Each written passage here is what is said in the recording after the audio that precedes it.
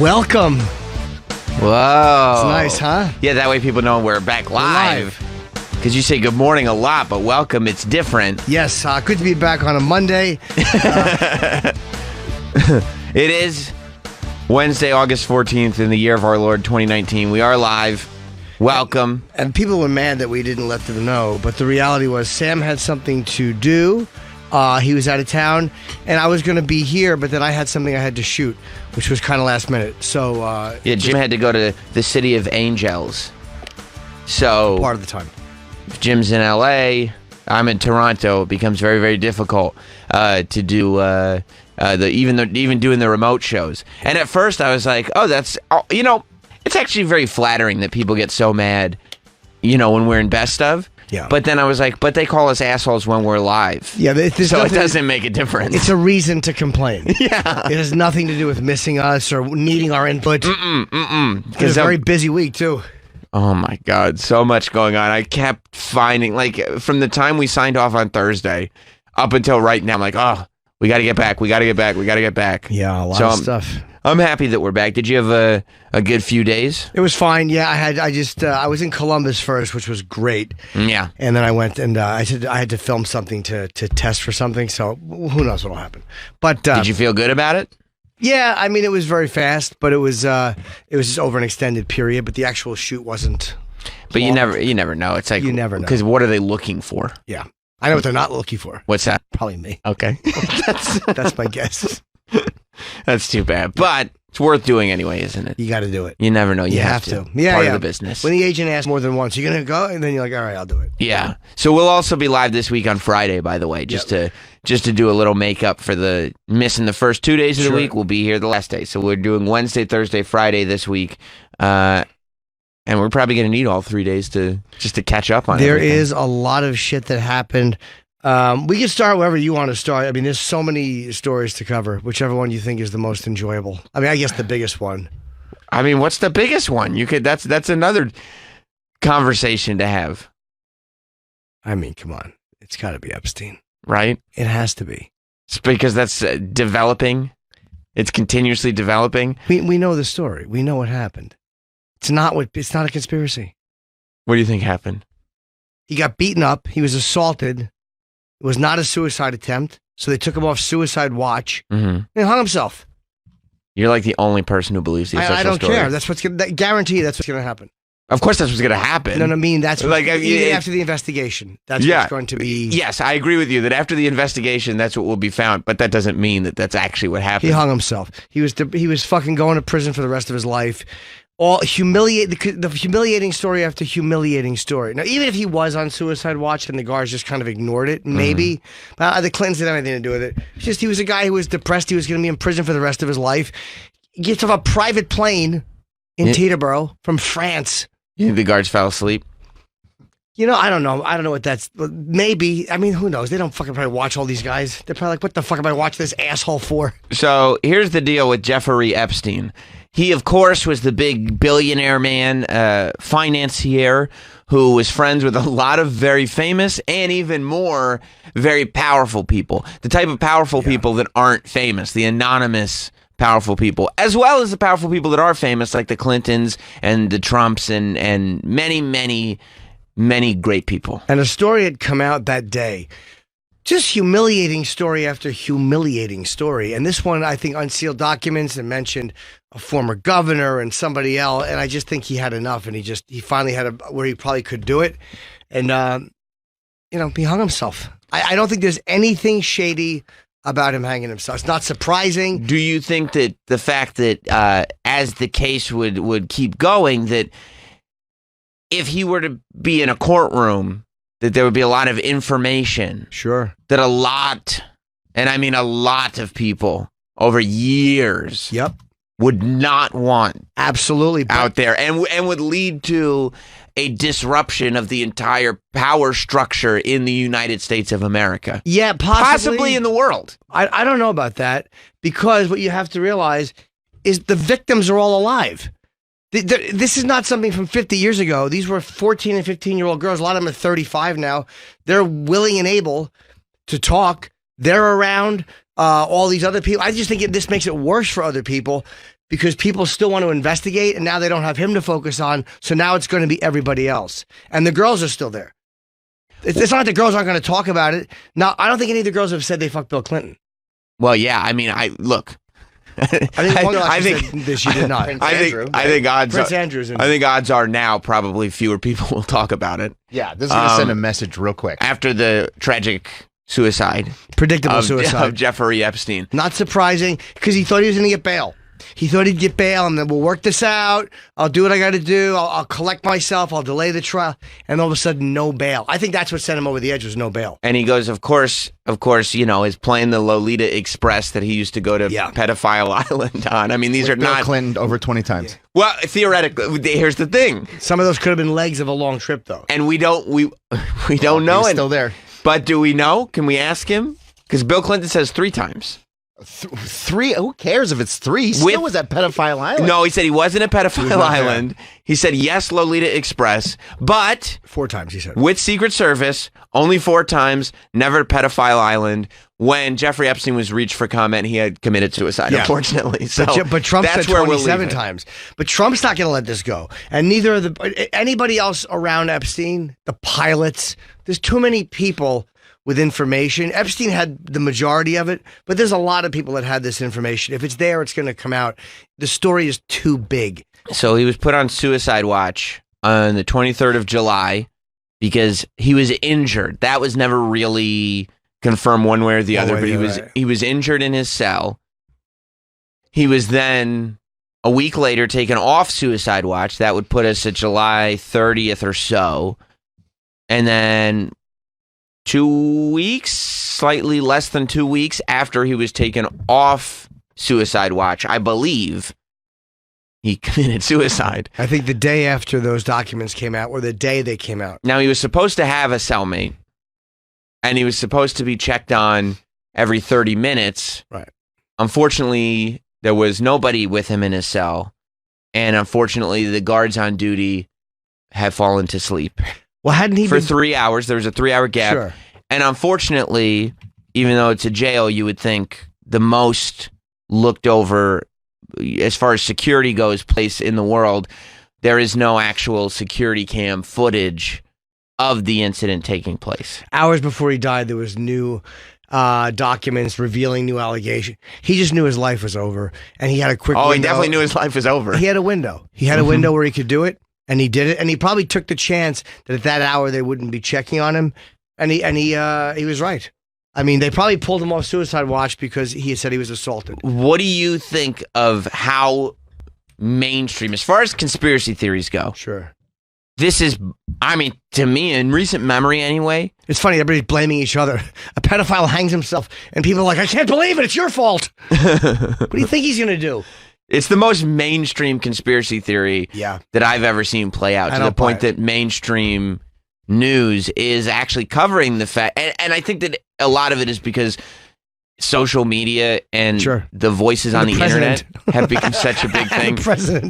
And President Trump, bless his heart, President Trump thought it appropriate for him to retweet somebody's Clinton body count conspiracy theory video. He wants to hammer the Clintons. But I mean, I don't know if that's as presidential. He at one point when he was running for president said, "Don't worry, once I get to office, I'll be as presidential as any president has ever been." President Trump did tweet out a Clinton body count conspiracy theory video blaming the Clintons for the death of Jeffrey Epstein. And he said the reason that he retweeted that is because the person who tweeted it is a Trump supporter and he has a lot of followers. So I retweeted it.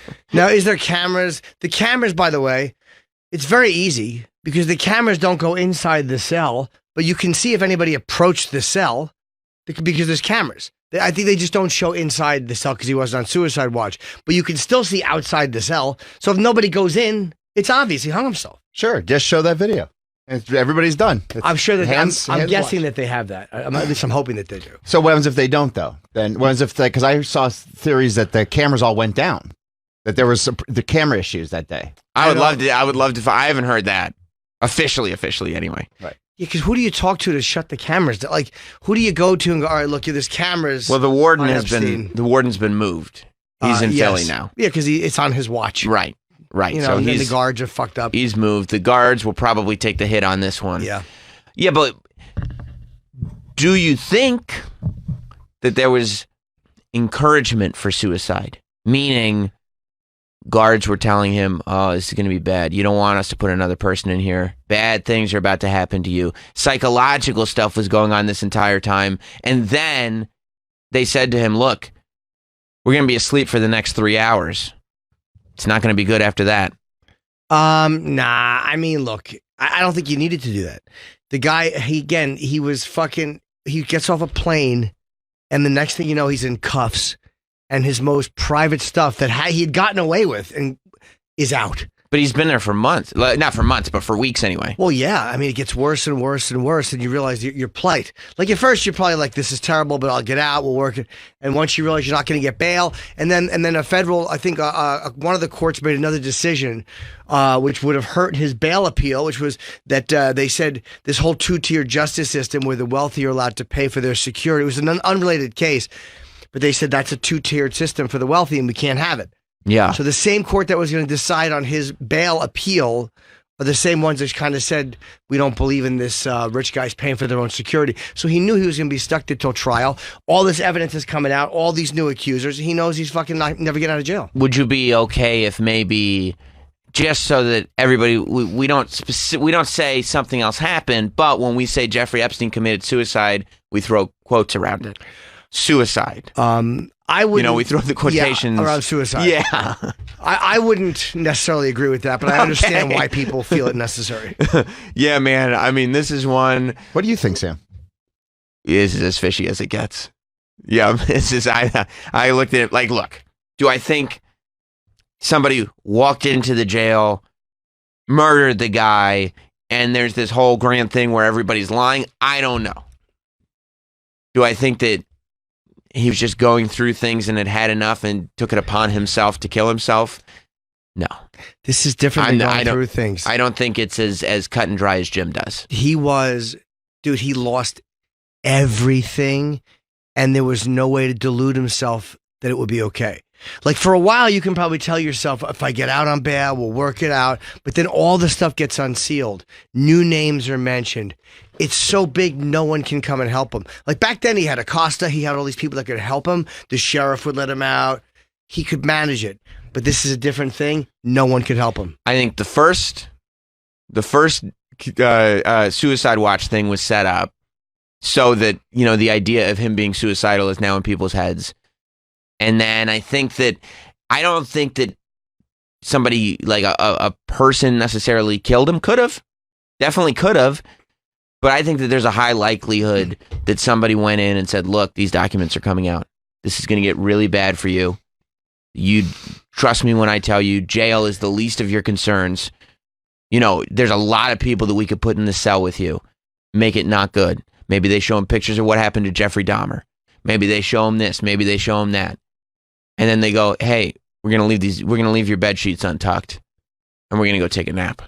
I don't buy it, because you have to create a whole scenario of the guard being this great actor instead of what to me is the very obvious thing. You don't think guards intimidate sure. people? But this was what he was in jail for and never getting out. And he was the biggest story in the country for a month. Like, now he's even bigger. Now he's bigger. Yeah. But I mean, the humiliation and the devastation and the losing everything and the knowing that your whole life is over and you're going to be in this disgusting roach-infested place. And they said that's a really bad where he was. It was with rats. I mean, this is your life now and it's never going to change. He just said, fuck this. He had every reason in the world. Yeah. You can't sit there and go, like, here's the one thing you can't do. Why would he commit suicide? He had every reason to commit suicide. He had every reason to commit suicide. Every single person who could have helped him ran for cover. However, there were a lot of people that had every reason in the world to make sure that he committed suicide. Wouldn't they have? Here's my thing with that. Once the story started coming out again, like in November, December, when they did this big thing in the Miami Herald, I think, right, a 3-part story, how he beat, these girls were 14 years old, and the story started resurfacing. And you could feel that it was gearing up. Like, people kind of knew this was coming back around. So why wouldn't somebody kill him when he's out of jail? Why you don't wait till he's in jail with his cameras when he's arrested, and then all of a sudden you lose control of him? You do it when he's out. Because it's easier to do it when he's in jail. Because, like you just said, why would he kill himself when he wasn't even arrested? Well, you wouldn't even have to do that. I mean, you could literally. You can't have it look like a murder. Why The not? guy's going to kill himself when he's in jail. And that's not what the Clintons do. Well, I don't know anything about the Clintons. Well, hold on a second, real quick. I don't Do you know. believe that there is a body count behind the Clintons of shady things that have happened to the Clintons where people have committed suicide? Do you think that that's real? Do I think? What are you Vince asking? Foster committed suicide. He definitely committed suicide. What are you asking me exactly? I'm asking you. Do I think that the Clintons killed people? No. Okay. Do you think that there's been people associated with the Clintons that may have had dirt on them? That died under mysterious circumstances? Yes. Yes. Okay. I'd have to read that list. I would That's like a- to read that list because there's this thing that all the JFK conspiracy people died, and then you read it like, no, that wasn't that crazy how a lot of them died after. Some of them, you go through the list, because I've seen the list of people. Some of them, you go like, okay, that one's legit. And then there are others where you go, that's weird. And then what gets weird is the grand total of things. When you look at, you go, okay, like you can explain most of these away, but do other people have this much of Deaths this around them. happening around them? And that's where it gets like just And weird. Let me ask you another question real quick. If you are Prince Andrew, Bill Clinton, people that we don't know that are the most powerful people Those are the people, in this world, the anonymous people. the most yeah. powerful people, humans on this earth. Is Prince Do you- Andrew though? I guess he's got some pull, but Bro, he's in the royal family. Yeah, I mean, come on. all right. Do you think that those people, if you have that power, Mhm. you can make shit like this happen? Do you believe that that is a possibility? You can make shit happen. Yeah, it's easier outside of jail though. Inside of a correctional facility is different. I don't know if But- that's true because now you've got An inmate stabbing him would have been fishier. To me, that if he was left alone where an inmate got to him and the guards were like, we get a call, that would have been fishier because then it's a setup. That to me is if they were going to kill him, how they would do it. They would just get some a jail is inmate to do it. a jail, a prison. Those are government institutions, so that allows you to have a little bit more control if that's involved. Like that is a control. Jail is a controlled environment where Yeah. And if this did happen, do you think that a prison guard's going to come out and be like, "Whoa, hang on a second, this is shady. Somebody paid for this to happen"?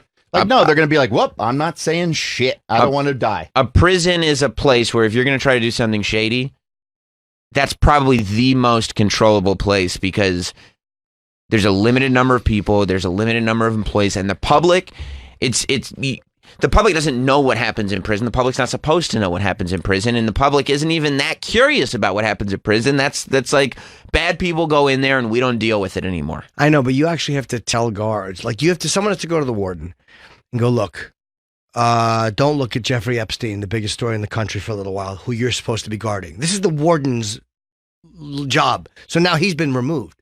So what's the advantage for him to go, sure, I'll look the other way. He's in trouble. The guards are suspended. Like these guys aren't getting promotions. They're all fucked. So who goes to the warden we'll see. and says, or the guards, he goes, all right, you're going to tell everybody you fell asleep. Like what guard is going to say I fell asleep on That's a better than suicide dying. watch? How about this? It's better than dying. Would you fall asleep for 25 grand? No, because they make a lot more than 25 grand a year and you're going to get fired.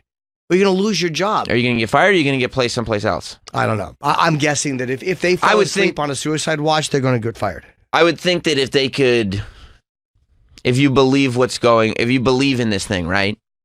I would think that the people who would pay you off could probably find you a gig somewhere. Quiet. And make things just like disappear. Just be Stop cool. talking about it. Just be cool. Don't say anything to anybody. Here's where it's gonna get weird. And this is where I wonder if you will find it a little weird. We're not going to find anything out about what goes on with the Epstein stuff. Like all this stuff, we're never going to find out. We'll see. And if we do, maybe it was just a suicide and maybe you're 100% right. But I don't think we're ever going to find out anything. I think you guys are incorrect. Look what's happened already. Fucking Acosta had to step down. Like, that's how big this is. That's before. But it doesn't matter. He still had to step down. Like, people are just getting knocked over. I don't think that... there hasn't been any real ramifications, though. Not yet, but it's still because again, it was everything was sealed, and now it's not sealed. There hasn't been yet, but there's going to be, and it's worse for these guys now that he's not there to take the brunt of it. The focus is no longer on him. The focus is on whatever her name was, Ghislaine, the girl, the Maxwell heiress, fucking Prince Andrew. Everyone's talking about Clinton even more. Did he have anything to do with this? Yeah, but people can talk about it. Yeah. As long as there's no actual evidence, there's nobody corroborating. There's no, you know what I mean? I don't think that they care if people are yapping, because they go, okay, I just won't look at Twitter for a little while and I'll be okay. Yeah, I think that it'll come out. I think if there's video, they'll show it. You don't think anything shady is involved in this? This is exactly the way it's No, presented. and I know why people do. Yeah. And I do know why people do, but this is not a financial crime that he was looking at 10 years for. This was a guy who was facing life in prison for fucking underage 14-year-old girls. Yeah, absolutely. He's got every reason in the world. The humiliation, the lack of hope.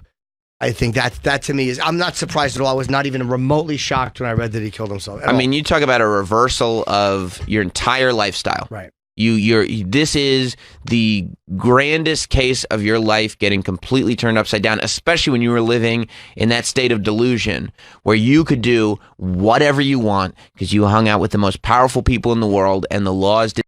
And he's cuffed. And there's no lead up to it. He's other than the articles research. He's cuffed, and they go to his house and they get his CDs with photos on it. Like he has no time to clean up. So all this stuff that's been around and scattered about is now beyond. He loses control of everything, and he's just got to talk to his lawyers. But I say this: if I'm a prison guard, and somebody's like, "What if I give you $25,000 and a job over here?" I go, yeah, I'll go take a nap. Yeah, I mean, look, my family could use that $25,000. It's possible. Hey, we're doing $50,000. $50,000 to take a nap. $50,000 to take a nap? Hell yeah. But then these guys all of a sudden turn up dead, and you're trusting the guards to keep their mouths shut and say, yes, so and so. Because people forget that people have to talk to each other. So someone had to go to the warden and go, okay, something's going to happen. And then who is it that spoke to the guards? Do you walk into the guards and do you go, all right, look, we're going to need you guys to nap for a couple of hours. Don't check on Epstein. Like, and then what does a guard go? Okay, wink. Or does he go, what the fuck are you talking about? Yeah, but what do you mean don't check on Epstein? High up Why on are we the acting FBI? like the prison system isn't corruptible? Exactly. It is Or isn't corrupt already? 100% corruptible. It's very corruptible. This is not about integrity. This I is saw about- Shawshank. It's hard That's to get right. people to do shit like that. I don't think so. I think Everybody's think so watching. either. prison guards take orders. Yeah. I mean, I think it's easier. I mean, and I'll bust Troy's balls on all of his stuff. Like when you talk about conspiracy Yeah. theories that are out in the public, when you have to convince 100 civilians to lie about stuff, I'm like, that's not happening. But if you've got a system where people take orders from superiors and aren't supposed to question and there's it, only like maybe handful of people involved in this. you could. There's 2 guards. There's a warden. Let's say if there's a couple other people, you could do it in less than 5 people. So somebody goes to the warden Okay. and they walk in, they sit down, they have a meeting. Yeah. It's just the 2 of them in the room, or there are other people in the room? Probably in my mind. And who is the one doing who gives the order? You don't know. Okay. So who shows Deep up state. to Deep state. Okay, so He looks Bill like- C. He looks like Tommy Lee Jones in Men in Black. who shows up? I mean, but I mean, this is how things happen. It has to be communicated from one nondescript person to another. White male And in what's a he black say to the suit. warden? What's his position that the warden is going to listen to him and have the highest profile guy in the building murdered on his watch? high up FBI. He's going gonna to tell me say- they're going to walk in and say, "Hey, listen, keep your mouth shut." Do you think the warden's now going to go to the press and be like, "Hey, guess what? Guess what the FBI did? Warden That takes dude's orders. dead." Warden takes orders too. I think the warden also goes, "You're not putting this on me. You're not fucking putting this on me." He's not going to say that to his superior.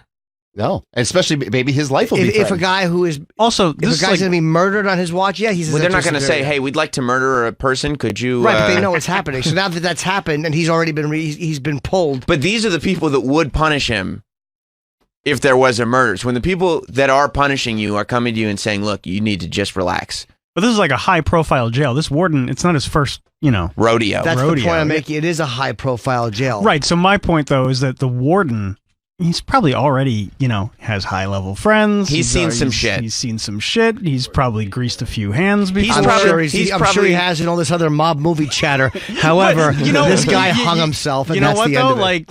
Like you joke about mob movie chatter, but you're asking, like, how would this happen? Well, how has the mob done anything in the last 200 years? Like, absolutely. There is no mob. It gets done. There's no absolutely mafia. does. Although, good luck with the mob dealing with Twitter.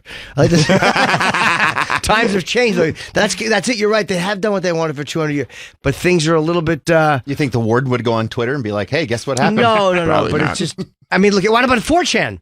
Here you go. 40 minutes before ABC News got it. Yeah. The story and details of it were on 4chan. People. And that was probably somebody who. Isn't that was, more suspicious? No, that means that people can't was keep probably their just a fucking random mouth EMS shut. guy, though. Probably EMS Yeah. guy or someone who heard the story from an EMS guy. EMS guy might have called his friend. People can't keep the fucking mouth Wardens shut. can. Yeah, people Yeah, that are but getting paid guards can't? tens and hundreds of thousands, they keep their mouths shut. Yeah, Or their life's threatened. Okay. So hold on. If a guard gets offered a bunch of money to keep his mouth shut, cops can keep their mouths shut. So do you guys believe that he at least hung himself? I can believe that. Travis? I said, by the way. I can believe that, sure. Do you? Because if he didn't, there's going to be an autopsy. So again, There already was. I'll believe whatever Dr. Bodden says because he was in that autopsy. I know, but and he believe also. him. I like Michael Bodden a lot. I don't necessarily know that he's the only go-to guy. There's other autopsies. There's other coroners. That, well, no, Tired he of was him taking all the gigs? a little bit. Yeah, even though I really love him. He didn't But- do the autopsy. No, I know he's just observing. he was I was there. observing. Which he should be. There should be somebody else there. That's great. That could be lied at too. No, You can- but you see how many people now have to be involved. Now you have to go to Michael Bodden, who is the fucking chief forensic, I don't chief think you can coroner, go that far. and get him to lie, and the other autopsy doc to get these guys to lie for some random fucking official. I can believe that No an way. autopsy would look like he was hung. Yes. Yes, Sure. that's the way it would be done. It So wouldn't be 100 people lying. It would be It wouldn't be a gunshot to the head and then like, oh So no, you- he So hung you don't himself. think they can tell the difference normally between a struggle when somebody is being murdered and hung and when somebody hangs himself? Of course they can tell the difference. That's what they do. They know the difference. I think that you can also make something look like a suicide. You can. I mean, okay, people have so done it for again, a long time. Now you have to get not only the guard sleeping the warden, you have to get somebody who can go in there and make it look like a suicide. So you have to hang Jeffrey Epstein against his will and make it look like there was no struggle because there's going to be a high profile autopsy. With a guy like Michael Biden watching, who's again, you're not going to probably corrupt him. Did he have injuries from his last attack?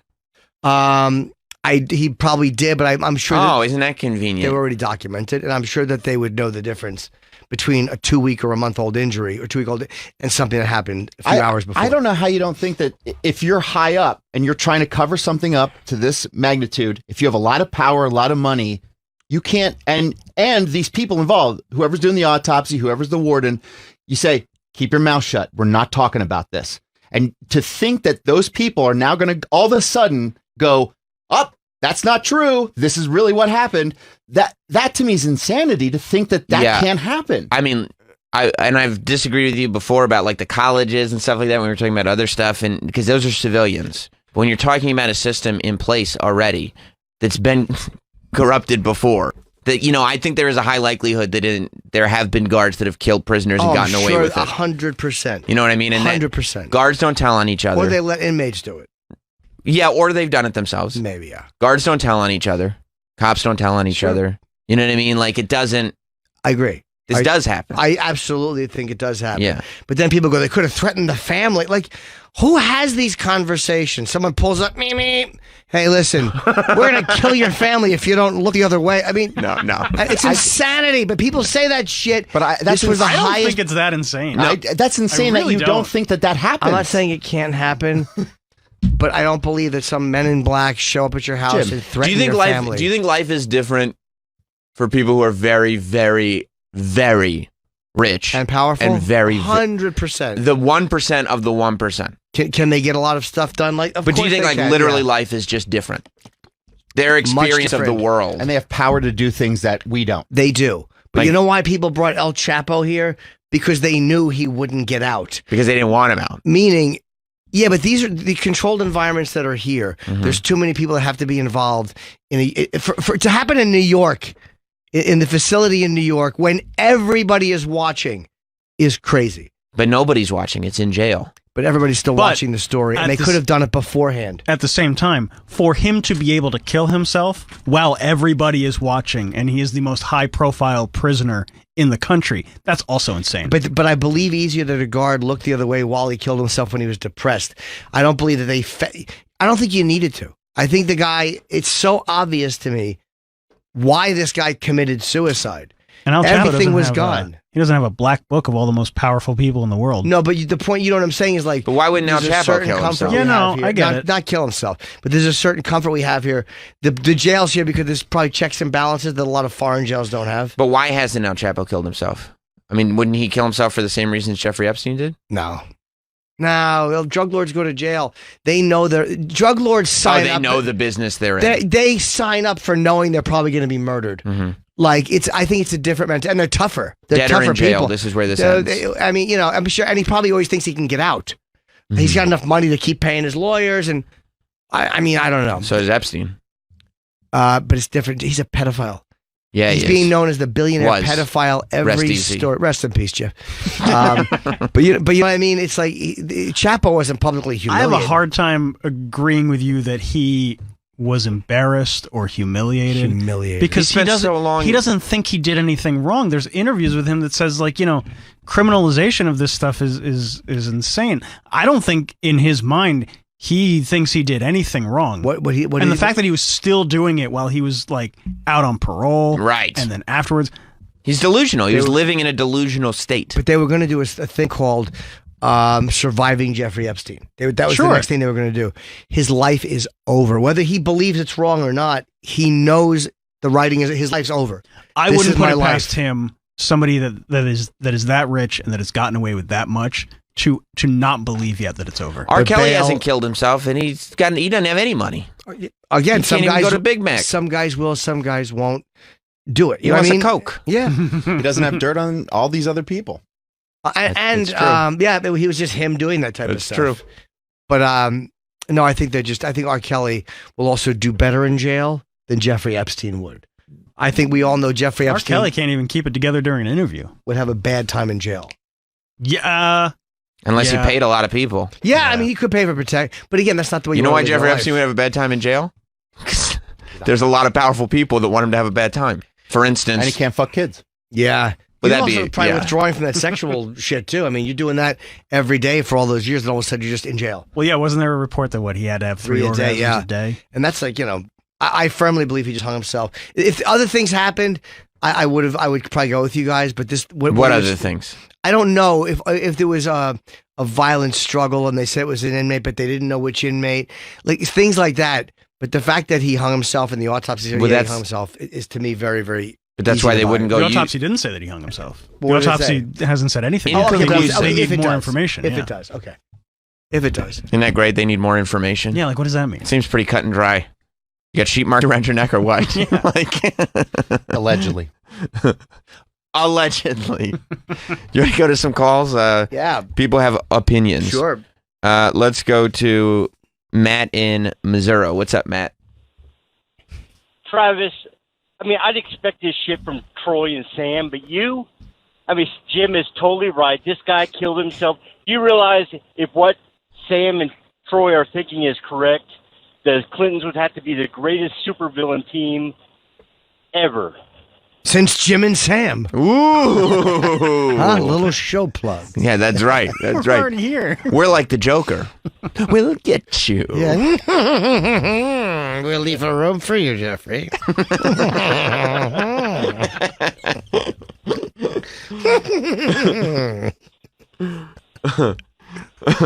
So, Matt, you agree with Jim on this one?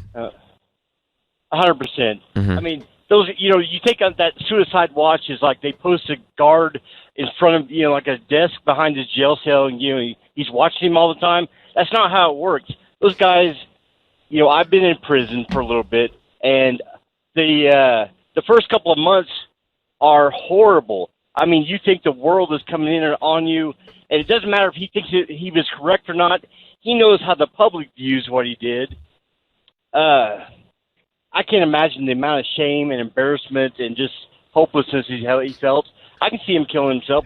Plus, he's probably worried there's a whole bunch of powerful people that want to kill him. Oh yeah. So that's got to be a bummer. But too. it was also the lack of bail, and then that decision that other court made, and then all this stuff. It was just pile on after pile on, and he just felt like the weight is too much. I can't tell. If he had gotten bail, he wouldn't have killed himself. Thank you, Matt. He would have tried to go to trial, delay it. He had millions to spend on defense attorneys. Let's see.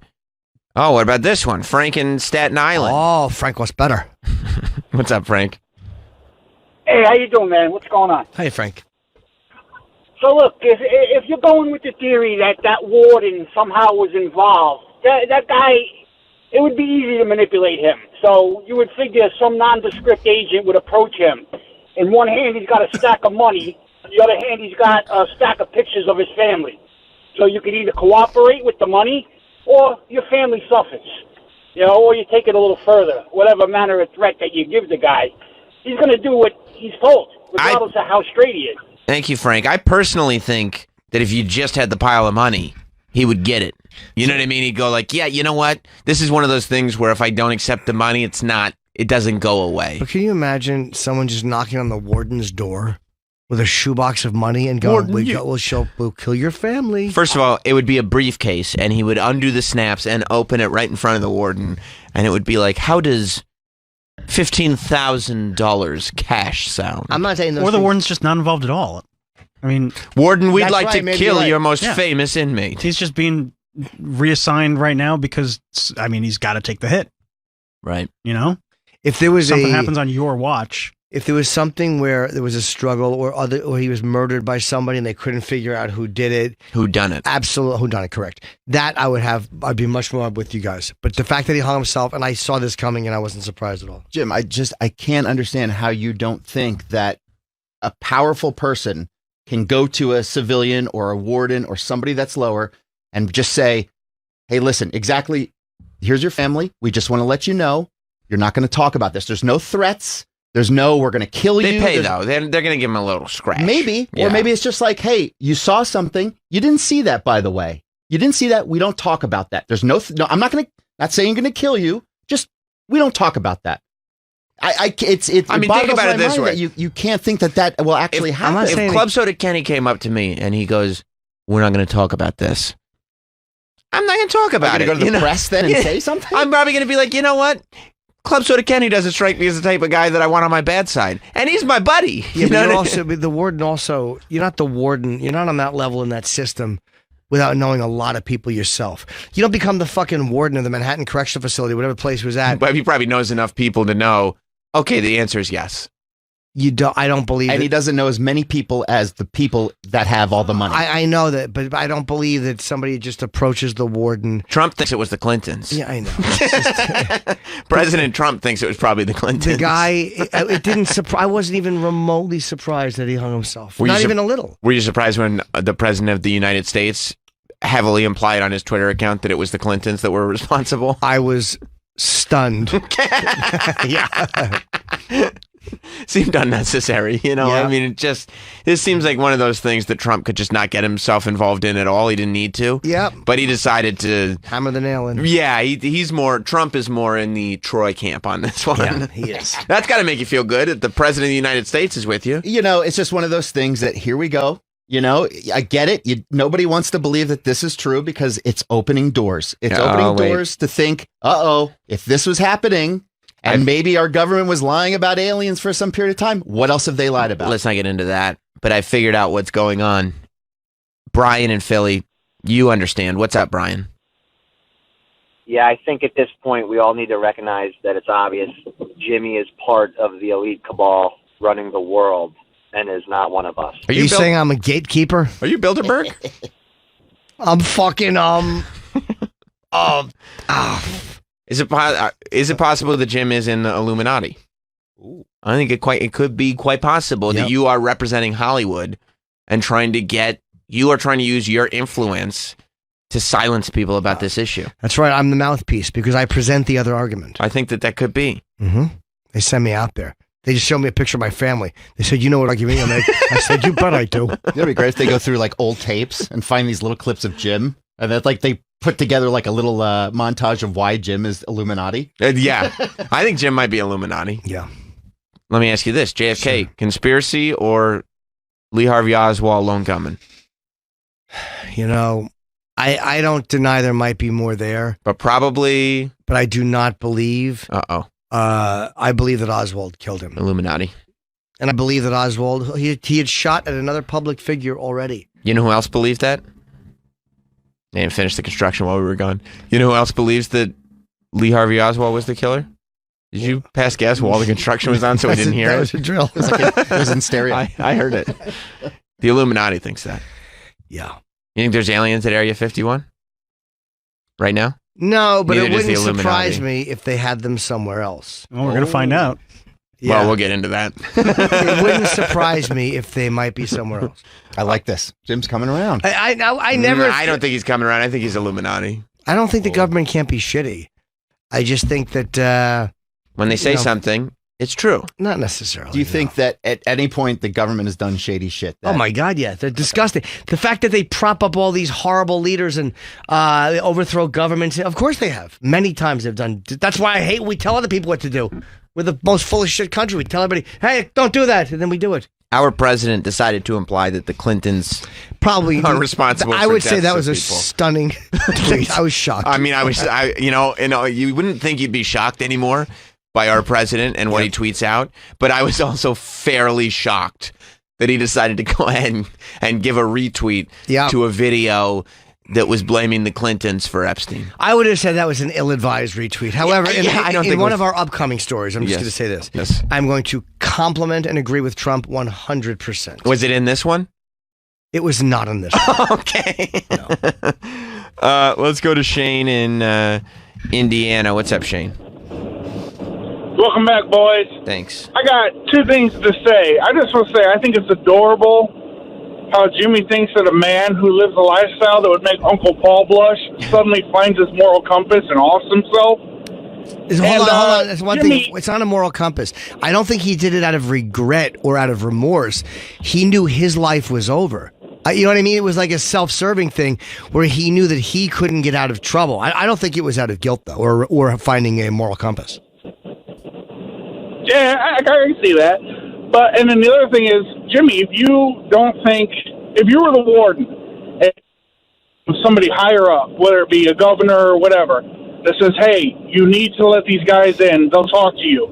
And they tell you, they give you the story about Princess Diana, who got wiped off the face of the earth because she was pregnant with a Saudi, and then they give you seriously died.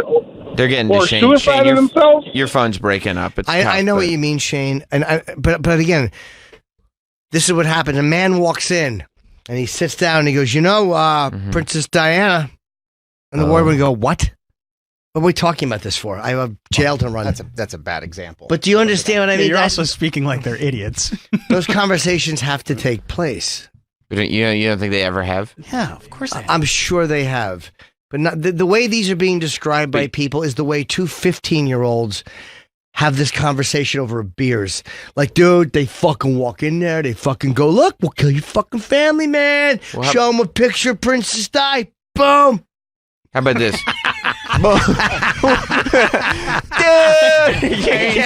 But that's what happened. When you break it down like that, yeah, it sounds fucking Dude, stupid. we fucking got your family's pictures. But that's how a 15-year-old would describe it to another 15-year-old. Wouldn't that be great if You that's how they did fucking it? think they can't make people disappear? Fuck that shit, man. My friend's father works for the FBI. So what happens if they don't go? Like, yeah, dude, and they're just like, Oh, you're hey. offending Troy. No, I'm not offending. I'm just.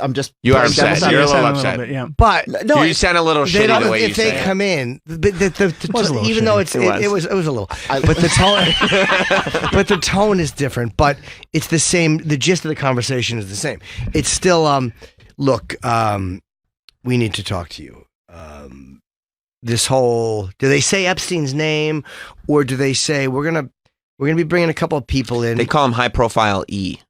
J.E. It's code. J.E. J.E.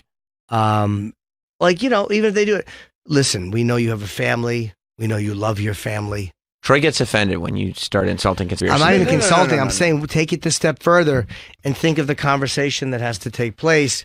Travis, do you think Troy takes it as a personal affront when Jim doesn't believe conspiracy theories? It certainly sounds that way. I even understand why people are Jim, thinking this. can I explain real quick? Yeah. It's just where I get frustrated is when you say, like, why is it so crazy to think that somebody would just go, whether it's the Bob Lazar thing or it's this, to go, hey, just keep your mouth shut. It's a different thing. Don't say the Bob Lazar thing, because you start associating this with other stuff and it loses credibility. The Bob Lazar thing is bullshit. It's terrible. It's horseshit. He's terrible. It's just Travis, Bob Lazar, horseshit or yes or no? Total horseshit. Okay, Yeah, okay. listen, You know what it is? Troy's really It's ruining his a argument. pile of dreck. Fine, it's horseshit. But Bob Lazar didn't get into the schools he wanted to get into. He most certainly did not. They didn't ixnay the records to kill his credibility. No, he tried to get into those schools. He was denied. He couldn't get in. He wasn't as smart enough. it's fine. It's Bob Lazar's bullshit. Okay. But back to Make sure that's isolated.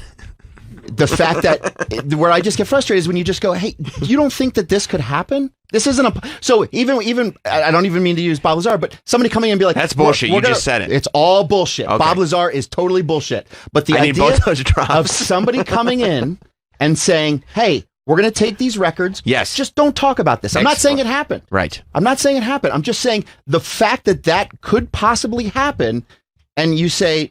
No, that would never happen. That's just where I get frustrated. It's like He's that's taking just, it personally. We don't say never happened. It's not personally. It's You just. sounds like it's you just. are. I'm just trying to have a discussion about it, and it almost seems like the discussion is so not logical. You're getting so emotional. Here's why I do get emotional. I'll tell you why, Troy. It's not that I'm giving credit to the people above for being good.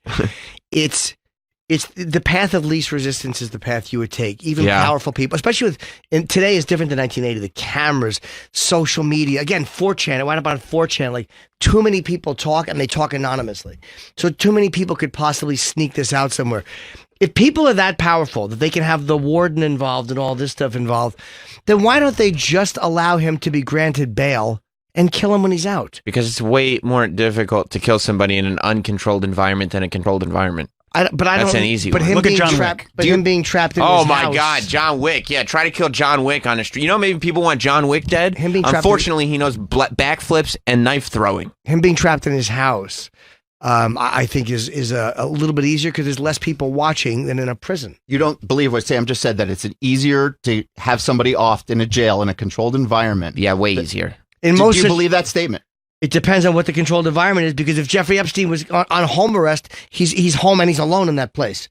He's already in. And a guy who was a high risk for suicide killed himself. They really, really, really didn't want him to kill himself, but he killed himself, and the reason is because a guard fell asleep. Like, clearly, it's pretty easy. It's a very controlled environment. You know what I mean? To allow him to kill himself, sure. I mean, he was on house arrest before, and he was still like. That's different.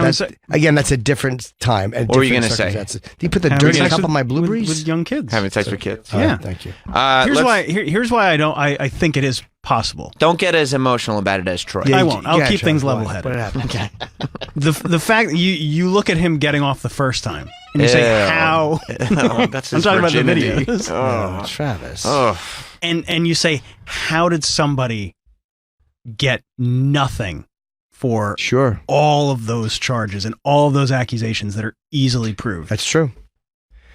So is it that crazy to believe that it could just go the other way? You saying there might have been some corruption for the fact that a pedophile was able to just walk out? Yep. The story didn't get... First of all, I'll tell you a couple of big things difference.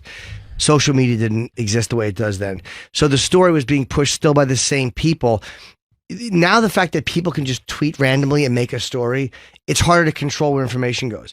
Like all of a sudden it just pops up and 50 people retweet it, it's out. But he had the money and the influence to make it go away. Yes. I wish he could make this go away. Yeah, nobody has that kind of influence. So then to me, it's not that crazy to think there are other people that have the money and the influence to make things go 100%. away. And by the way, I agree with you. But don't you think that he realized that the money and the influence, and he couldn't make it go away this that's time? Where that's where I think you and I disagree. I don't think he was there. Dude, he might not be going. His lawyers probably said to him, he's appealing bail, and they probably said, it's not going to happen. You're going to be here through trial. Might as well kill yourself. No, but they probably told him. You think this is based on lawyer recommendation? Yeah, the lawyer was like, look, between me and you, and I'll never say because, client privilege, you should fucking just kill yourself. Bill Clinton in a How long mustache. would it take? Hello, I am your lawyer. I think you should kill yourself. Hi there. My name is Billy Clanton. Billy, I don't recognize you. You're not my usual lawyer. I'm your lawyer. Oh. Do you like this necktie? It's funny. They didn't kill Monica Lewinsky. They didn't kill Linda Tripp. And she literally almost cost him the presidency. This is pedophile shit. Yeah, and they made their life hell, too. Yeah, but I'm saying it was easier to get stuff. Yeah, they did. But it was a little easier to get stuff done back then. I know why everybody's saying. I don't think people are stupid to believe that there's something shady going on. The island's literally called Pedophile Island. Yes, it is. But he had reason to kill himself. I do believe he knew he was not going to get away with it because it was everything was open and it came spill. It was uncontrollable, and he also knew trial probably wasn't going to come up till November, December, and it was just probably an impossible thing for him to think I can't get out of here, and then trial I'll never get out, and it's only going to get worse. Sitting there trying to go to sleep, he was like, "Wake me up when September ends." You know what I mean? We got to get to this trial. Yeah, he hung himself. No conspiracy. Before we move on, let's go to Anthony in Indiana. What's up, Anthony? Good morning, gentlemen. Hello, Tone. I wanted to do what? I was calling you Tony. Oh, hey. A lot of people like to call me whatever, but I am a probation officer here in Indiana, and for 10 years previously, I was a correctional officer at a minimal security facility here called Chain of Lakes Correctional Facility, where it had the high-profile, super rich people. Yeah. And you want to see that people have money? Yeah, those type of people, they would come in and they have access, and their people can meet you anywhere you want, because if you go out to the parking lot, if you see a bunch of Teslas and Maseratis next to Cavaliers and rusted out Jeeps, you know who's the staff and who's actually visiting the officers. So there's easily, any one of us could have been approached anywhere going out by somebody who had money, who had a friend outside, and just walked over and said, "Hey, man, let me pay for that cup of coffee. Can we talk for a minute? Hey, my guy inside, he needs this, he needs that, or something needs done." I mean, it sounds like a cliche that was from a movie or the TV show Oz, but that shit really does happen. I had a coworker who came from a maximum security institute, and there were guys that were like 5-6 levels deep just to get anything to them. And the one guy told us a story of he was doing count one day, and this guy just slaps a picture up against the window, and it's a picture of his daughter at her locker at her school, and it's not one that he would have had on his phone or in his wallet. This guy just got it, and he had to basically act like he didn't know what the hell it was. But prisoners have access to everything, even the creepies, the ones that are way under in lockdown, and the ones with money, holy shit, they live like that scene in Goodfellas. They've run the place. Thank you, bud. You know what's really funny? What's funny? The government who can get all this stuff done. Yeah. They didn't kill Chelsea Manning. They didn't kill Edward Snowden. They didn't kill Julian Assange. People that were greater threats to the entire system than this thing with Bill Clinton. This is humiliating, and it can bring down people. That was something that was a threat to the entire system, and they didn't kill those people. Yeah, but this is saying that the former president of the United States was possibly fucking children. Also, I think it's way more than Bill Clinton. I agree with you. I think I also think that everybody just associating this with the Clintons is a little like, that's jumping to conclusions. That's the biggest name associated with this. Theoretically. Prince Andrew's pretty big. Okay, both those then. I mean, that goes to the royal family. Right. And I'm sure that there are a lot of people on the list that maybe the names aren't as familiar with us that are probably even more powerful than either Prince of those Andrew is two. the Fredo of the royal Dude, family. you can't say that. Oh. Did you just say the F word on this show? Jesus. An F word or the N word. It's the equivalent. It is the equivalent. The equivalent. It's either the equivalent or greater to that. Absolutely. I think in some ways it's worse. I don't disagree. You know what? We're going to take a break. I think we should take a break. I'm going to Maryland this weekend. Thank you to everyone who came to Columbus. I'm going to Timonium, Maryland. I got a couple of dates I have to promote quickly because they just went up. Please do. Early September, I am going to be in Buffalo. I'm coming to Buffalo the first week of September. Oh, that's a punctuation. Denver is happening. I think in November we're doing Denver. We got that all fucked up. I got fucking Buffalo and Toronto in September. I got the Stress Factory in October. We're working on Charlotte. But this weekend is Timonium. We have a voicemail from Epstein's nephew that he left for the Clintons. Did you hear this? You killed Uncle Hank. I don't know why he called him Hank, but it was just something he called him. We should take a break at some point this week. I don't know if we're going to end up getting to it today, but we do have to do a full breakdown analysis of our bar rescue appearance that aired on Sunday. I didn't see it. Okay. All right. Well, then you know what? We'll watch it together as a show at some point this week, hopefully today. But when we get back, because we have Pauly Shore. They didn't edit anything. Well, we'll watch it together. We have Pauly Shore coming in today as well. And when we get back, I think as a show, sociologically, we need to talk about the new N-word. Absolutely. F-R-E-D. Don't even spell it. Okay, you're Don't right. spell it. You're right. I don't Very offensive to our Italian listeners. Yeah, we value our Italian listeners so much. Rob, I'm sorry that Jim said that word earlier. I know that's something. An ethnic slur against your people? Yeah, what's up, my Fredos? Don't know. Oh, wait. Oh, yo. I'm allowed to, though. Rob I'm can say it. Italian. I'm Italian. Fredo, please. Jim, I still don't think you can say it even with the A at the end. Oh, come on. I got a little Italian in me somewhere. Yeah. Okay, does he have his... I said it with an A. Freda. Does Jim... Can you give Jim a Fredo card? I'm sorry. Do I have a card? Do I have a pass? Not yet.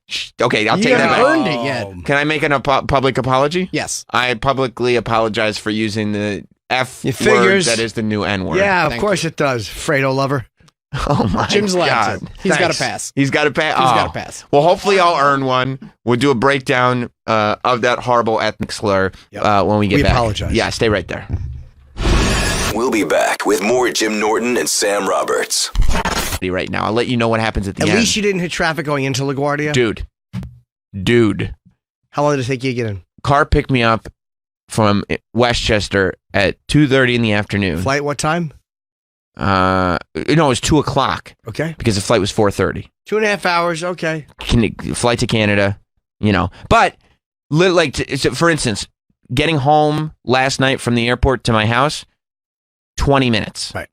Right? So 2:30 in the afternoon, we're there before rush hour. Even if there's a little traffic. 2.5 hours, plenty of time. Right. 90 minutes to get to the airport.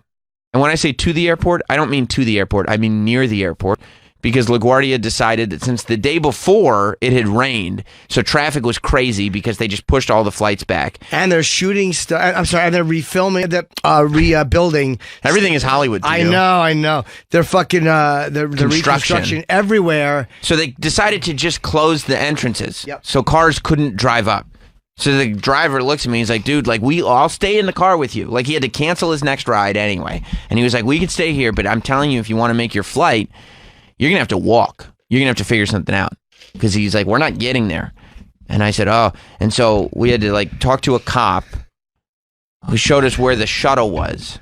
Oh, the fucking, okay. So I had to get out of my car that was there to drive me to the airport with my bags, wait for a shuttle to get to the airport. Outside, and it's a quarter of a mile, if that, probably less, away from the airport. But they wouldn't let you walk. They wouldn't let me walk. I had to sit there waiting for the shuttle. All these fucking douchebags, like Wall Street guys going, this is ridiculous. Somebody needs to do something. And I'm like, dude. They are right. I know they're right, but you telling that to a bunch of us going through the same thing, who are you talking to? It doesn't help any of us. I don't need you venting your Wall Street guy entitled frustrations on me. Let him deal with my shit without your shit. By the way, speaking of the shuttle, because I had the same thing at LaGuardia. We got there. It's an abomination. My driver's a fucking animal and grew up in Queens. So he knew exactly where to go. Drives around the other way. tries to get me down there where I can walk, and the cop's like, that shuttle's coming, and my driver goes, you'll miss your flight, fuck that shuttle, because you're going to sit in this That's a good traffic. driver. He knew. So he goes, yeah, I know what I'll do. I'll loop around and come back the other way. So we go back on the highway up, loop back down, zero traffic coming in.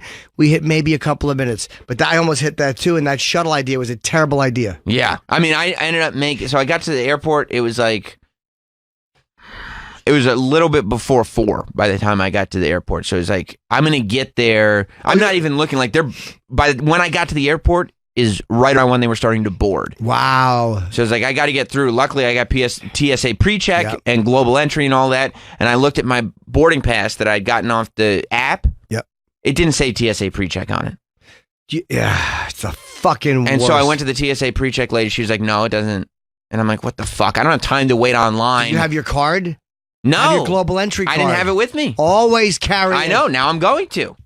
So what'd you do? I went on the regular line. I said, she wouldn't let you through. No. I said, oh, good. The regular line's not that bad. And so I got on the regular line. Then I realized there's only one agent working, of course, because now it's 4 o'clock in the afternoon. Who travels at prime time? Yeah. So there's one agent working, letting people in, which meant the people that were getting on TSA pre-check, they just put them on the same line as us, but in front of us.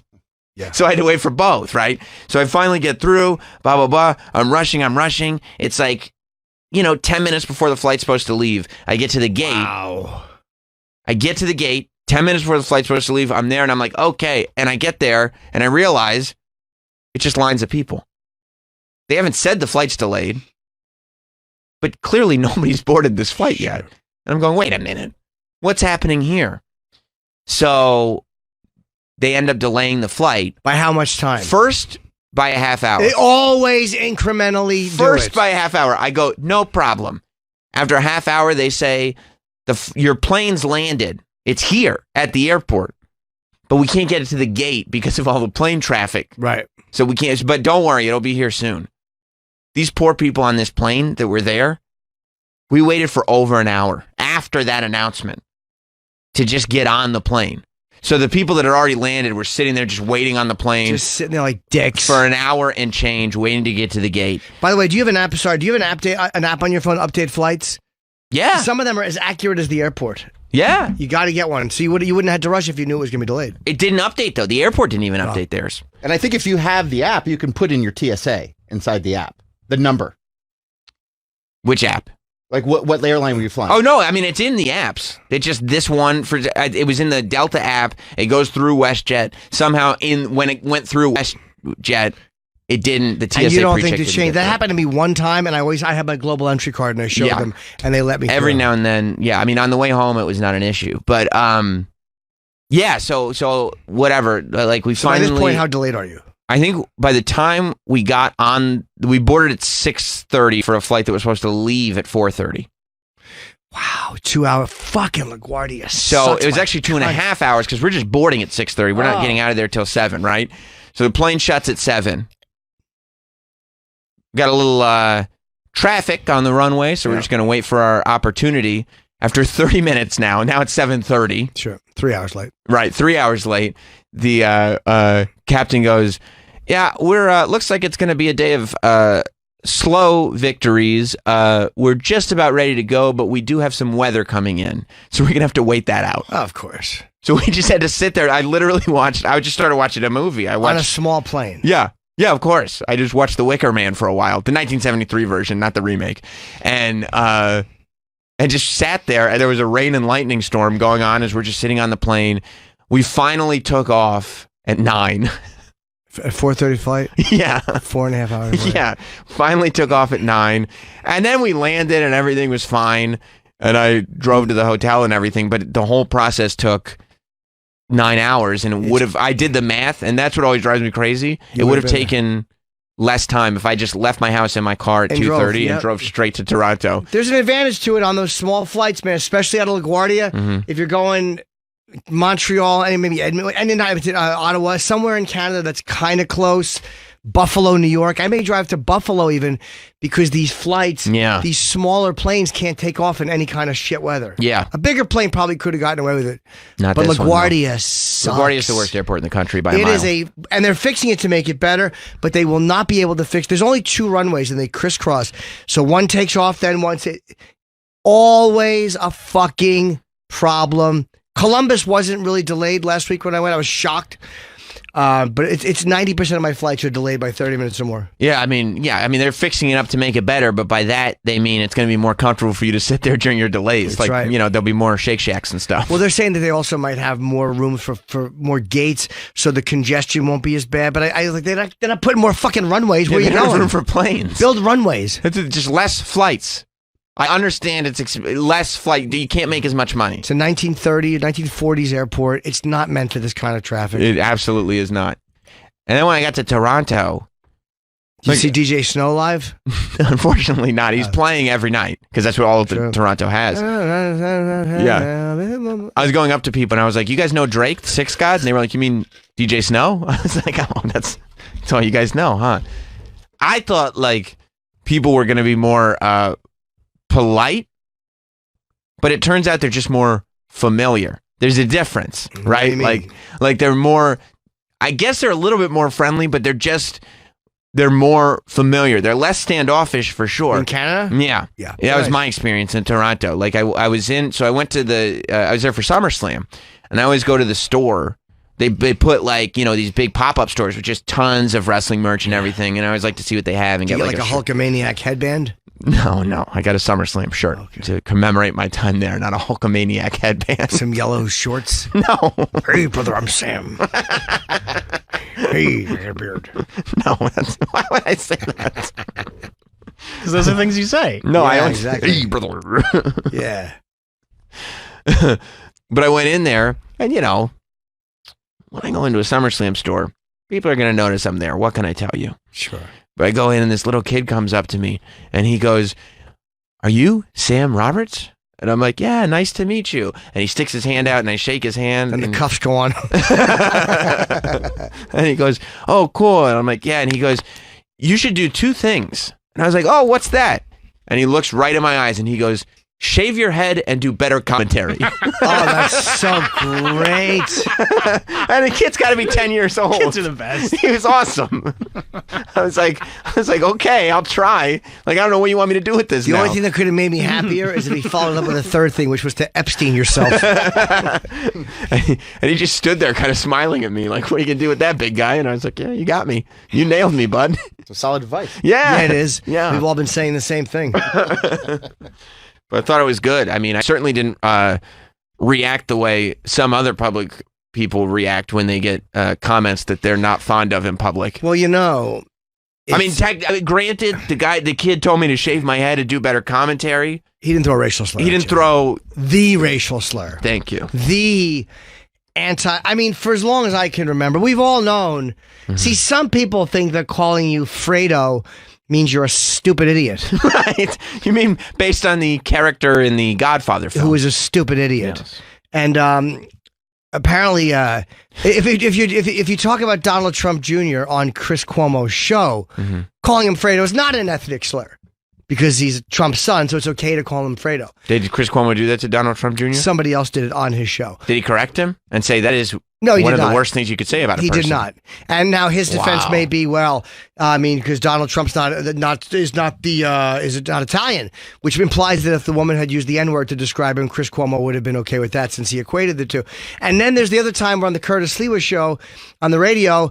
Curtis is joking with him and called him Fredo, and he laughed it off. Maybe he laughed it off. It was because Curtis used his power. Maybe he felt like, it was like a Me Too type thing. It's possible. Here's the thing with this whole Chris Cuomo. By the way, I want to say this. I don't want to see Chris Cuomo get fired. I think the guy was an asshole. Well, let's watch it. Yeah, and I don't think he should be fired. So my issue is not with Chris Cuomo, even though his excuse is hideous. What are you talking about?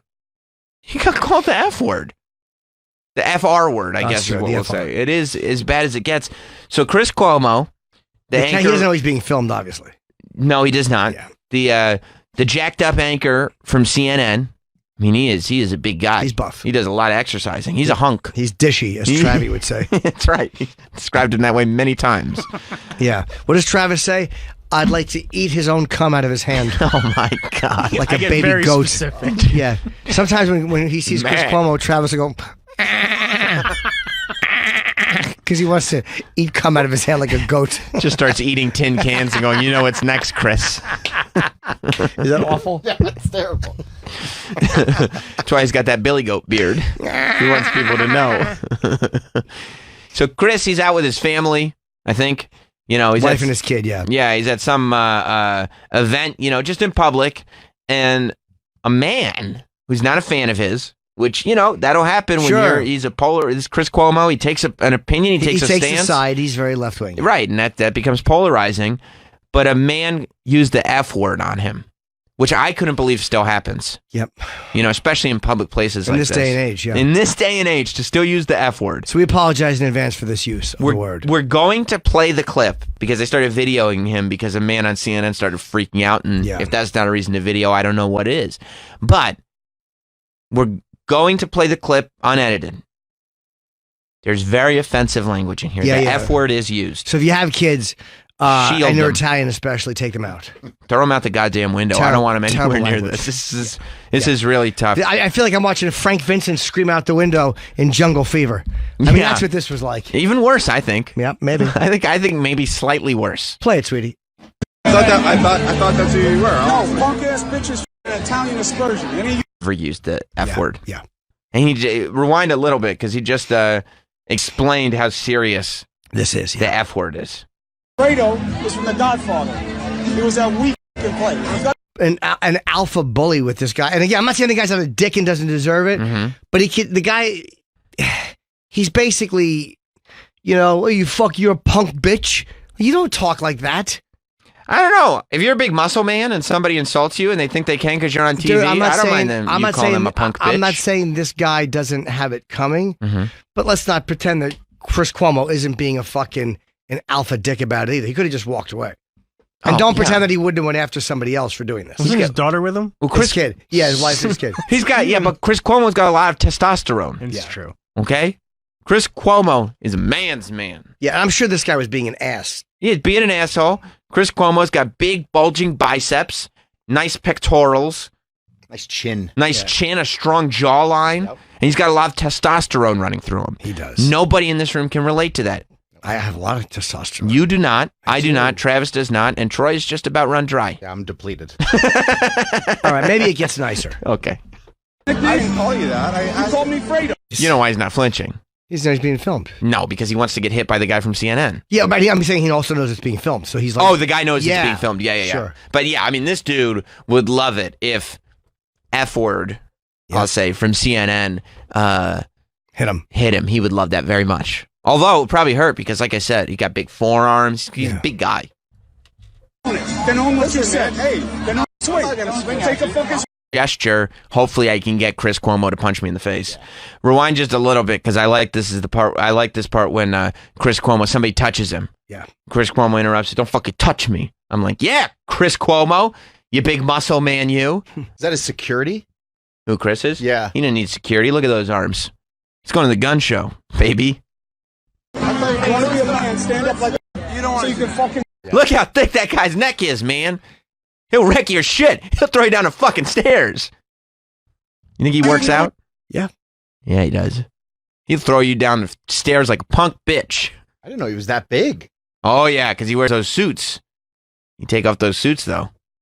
He's got big wrestler arms. Jeez. You were doing I thought it was your name. I thought it was your name. You didn't know, right? Oh my God, this guy, this asshole. I thought it was your name. He thought Fredo was Chris Cuomo's name. Oh, whoops! Totally my mistake. I called you Fredo. I thought it was your name. I'm breaking it up. This is my body. Hey, really? I'm not saying it was in a lot of places. I didn't see it on MSNBC on their website, and I didn't see it. I'll tell you what, CNN. This is what CNN was more aggressive in their coverage of a 17-year-old Trump supporter who stared at a Native American guy. That's true. Than they are when one of their own anchors lies about a racial slur and threatens to throw a Trump supporter down the steps. Like a punk. Like a punk bitch. But that was a bigger deal to them. Some 17-year-old staring at an older guy. You're saying he's not? What racial slur was he lying about? I mean, literally comparing Fredo to the N-word. Like, it's so ridiculous. That seems very offensive. You know what? Hate Trump all you want, people. That's fine. But he's right about the press. Well, he's 100% right about the press. Trump has come forward. Trump believes that this is a red flag, and that obviously he thinks that Chris Cuomo is unhinged and should have his gun rights taken away from him. Look, by the way, I like Chris Cuomo, and I don't want to see him get fired. This guy was being a dick. I'm talking about the way they cover it after, how they're like, CNN gave a statement, and goes, well, he was defending himself, and a racial slur was used. Well, how about all the times it was used on his show to describe, the one time to describe Trump Jr., or the other time? He got a little hot under the collar, that's all. All fine, and I get it. And I don't want to see the guy fired. I just don't like that they didn't cover it. Do you think he should have his gun rights taken away because it's a red flag? No, he didn't threaten to pull his gun. He actually showed restraint. He didn't hit the guy. You don't need a gun to throw somebody down the stairs like a punk. But tell me that was somebody else from Fox doing that. How MSNBC, they're just hateable. Trump is right about the press. Who do you think could fight on Fox? Hannity probably carries a gun, but he can't. I don't think Hannity's going to fight. Imagine anybody. if Tucker Carlson had this. It would be front page. It would be the biggest story everywhere in the country. Bro, I like Tucker Carlson. I do too. He's a little soft. He's a little doughy. You know I doubt he fights. He's not fighting. I anybody. doubt he fights. But I like Tucker. But he's not fighting anybody. Chris Cuomo, you don't want to cross that guy. Look at this. I bet Chef Smith. It's very funny. Well, in his defense, he's right. He said at one point, Chris Cuomo once referred to himself as Fredo in a radio interview. And Don Jr. But yeah, but they're not going to fire. It's so funny. Now he stepped in shit because it's now is CNN going to fire him for using a language that they deemed a racial slur. Oh, no. Because they came out and said it. He'll be fine. It's not, I don't think it'll go that deep. But do you see how this is what happens? Guys that get caught up wanting to see each other fired and harping on this nonsense and contributing to that. Now all of a sudden you have a moment. And in the heat of the moment, you say Fredo's the N-word so you could justify being this mad. And now you got to justify the fact that you've said it and it's been said on your show about Trump Jr. He should say that on his show, like when he has black guests on, and go, I know. I call Fredo once, so I get it. Yeah. You know, like let him know. Sure. I understand. It says, he did apologize. Chris Cuomo apologized after the video captured him. He said that he should have just walked away, shouldn't have gotten so heated. I appreciate all the support, but the truth is I should be better than the guys baiting me. This is what he said. This happens all the time these days, often in front of my family, but there is a lesson. No need to add to the ugliness. I should be better than what I oppose. Absolutely. Like when Sarah Huckabee Sanders was in restaurants and people were fucking with her. Like when Ted Cruz is in restaurants and people are fucking with him. Like when Mitch McConnell, they go to his house, they go to Tucker's house. People just do this shit now. It's what they do. You think he'll get his gun rights taken away? No, he shouldn't. He's a red flag. No, he actually, he controlled himself well. He didn't hit the guy. He got into a heated, he did threaten to throw a guy down the steps, but he didn't touch him. Like a punk bitch. Yeah. Now, are you going to get a Fredo Unhinged t-shirt? Our president is releasing t-shirts. You can get a Fredo Unhinged t-shirt. And it says... Is Trump selling them? He is. Our president, Fredo, and again, you know... Text Fredo to 8802. You could say I'm harping on him if you want to, but that's dishonest. I mean, we need to... The same way, you know, Trump saw that the Epstein thing was trending, so he decided to go with Clinton body count. This time, he saw that Chris Cuomo was trending, and instead of just allowing kind of the humiliation to sink in for Chris, he decided to pile on, which, okay, you know, that's fine. He's the president. He could do that. President Trump is selling T-shirts that say Fredo Unhinged, and it's a picture of Chris Cuomo looking very crazy from the video that we just watched. And under it says text Fredo to 88022, which I'm assuming is some kind of like a thing for his voting registration deal. So funny. So yeah, he's got Fredo Unhinged. I mean, Chris Cuomo is not running for president against Donald Trump. He's just an anchor on CNN. But it's like literally this will never go away now. People will always bug him with Fredo. No, of course, every single person's going to call him Fredo. Everywhere he goes, they're going to call him Fredo. Even though that's like the N-word to me, I think. It just means you're dumb. It's nothing to do with ethnicity. Everybody knows that. Like, he literally falsely claimed something was an ethnic slur. You don't think they yelled that at him because he's an Italian guy? Compared it to the N-word. No, they compared him because he has a very well-known family, and the guy was insulting him, saying he's the stupid brother. Well, who is Chris Cuomo's brother? Andrew Cuomo. And what did he ever do? I believe he was governor, like his father. Of New York. Of New York. And Chris Cuomo, it was just like a TV man? Have Chris go pick him up at the airport. Didn't I always take care of you, Chris? You're my older brother, Andrew. He wouldn't like that if he heard it. My kid brother. That's like screaming the N-word at somebody, what you just did, Jim. And again, I'm glad he's not getting fired. He shouldn't get fired. But at least just report it the way you would report it if it was somebody else. They fucking gave that 17-year-old kid, they reported that they left out the fucking... He looked at that Native American, though. That's literally all he did. And he menacing. No, smugly. Oh. But they made a bigger deal out of that. Is smug and menacing different? Much. Oh.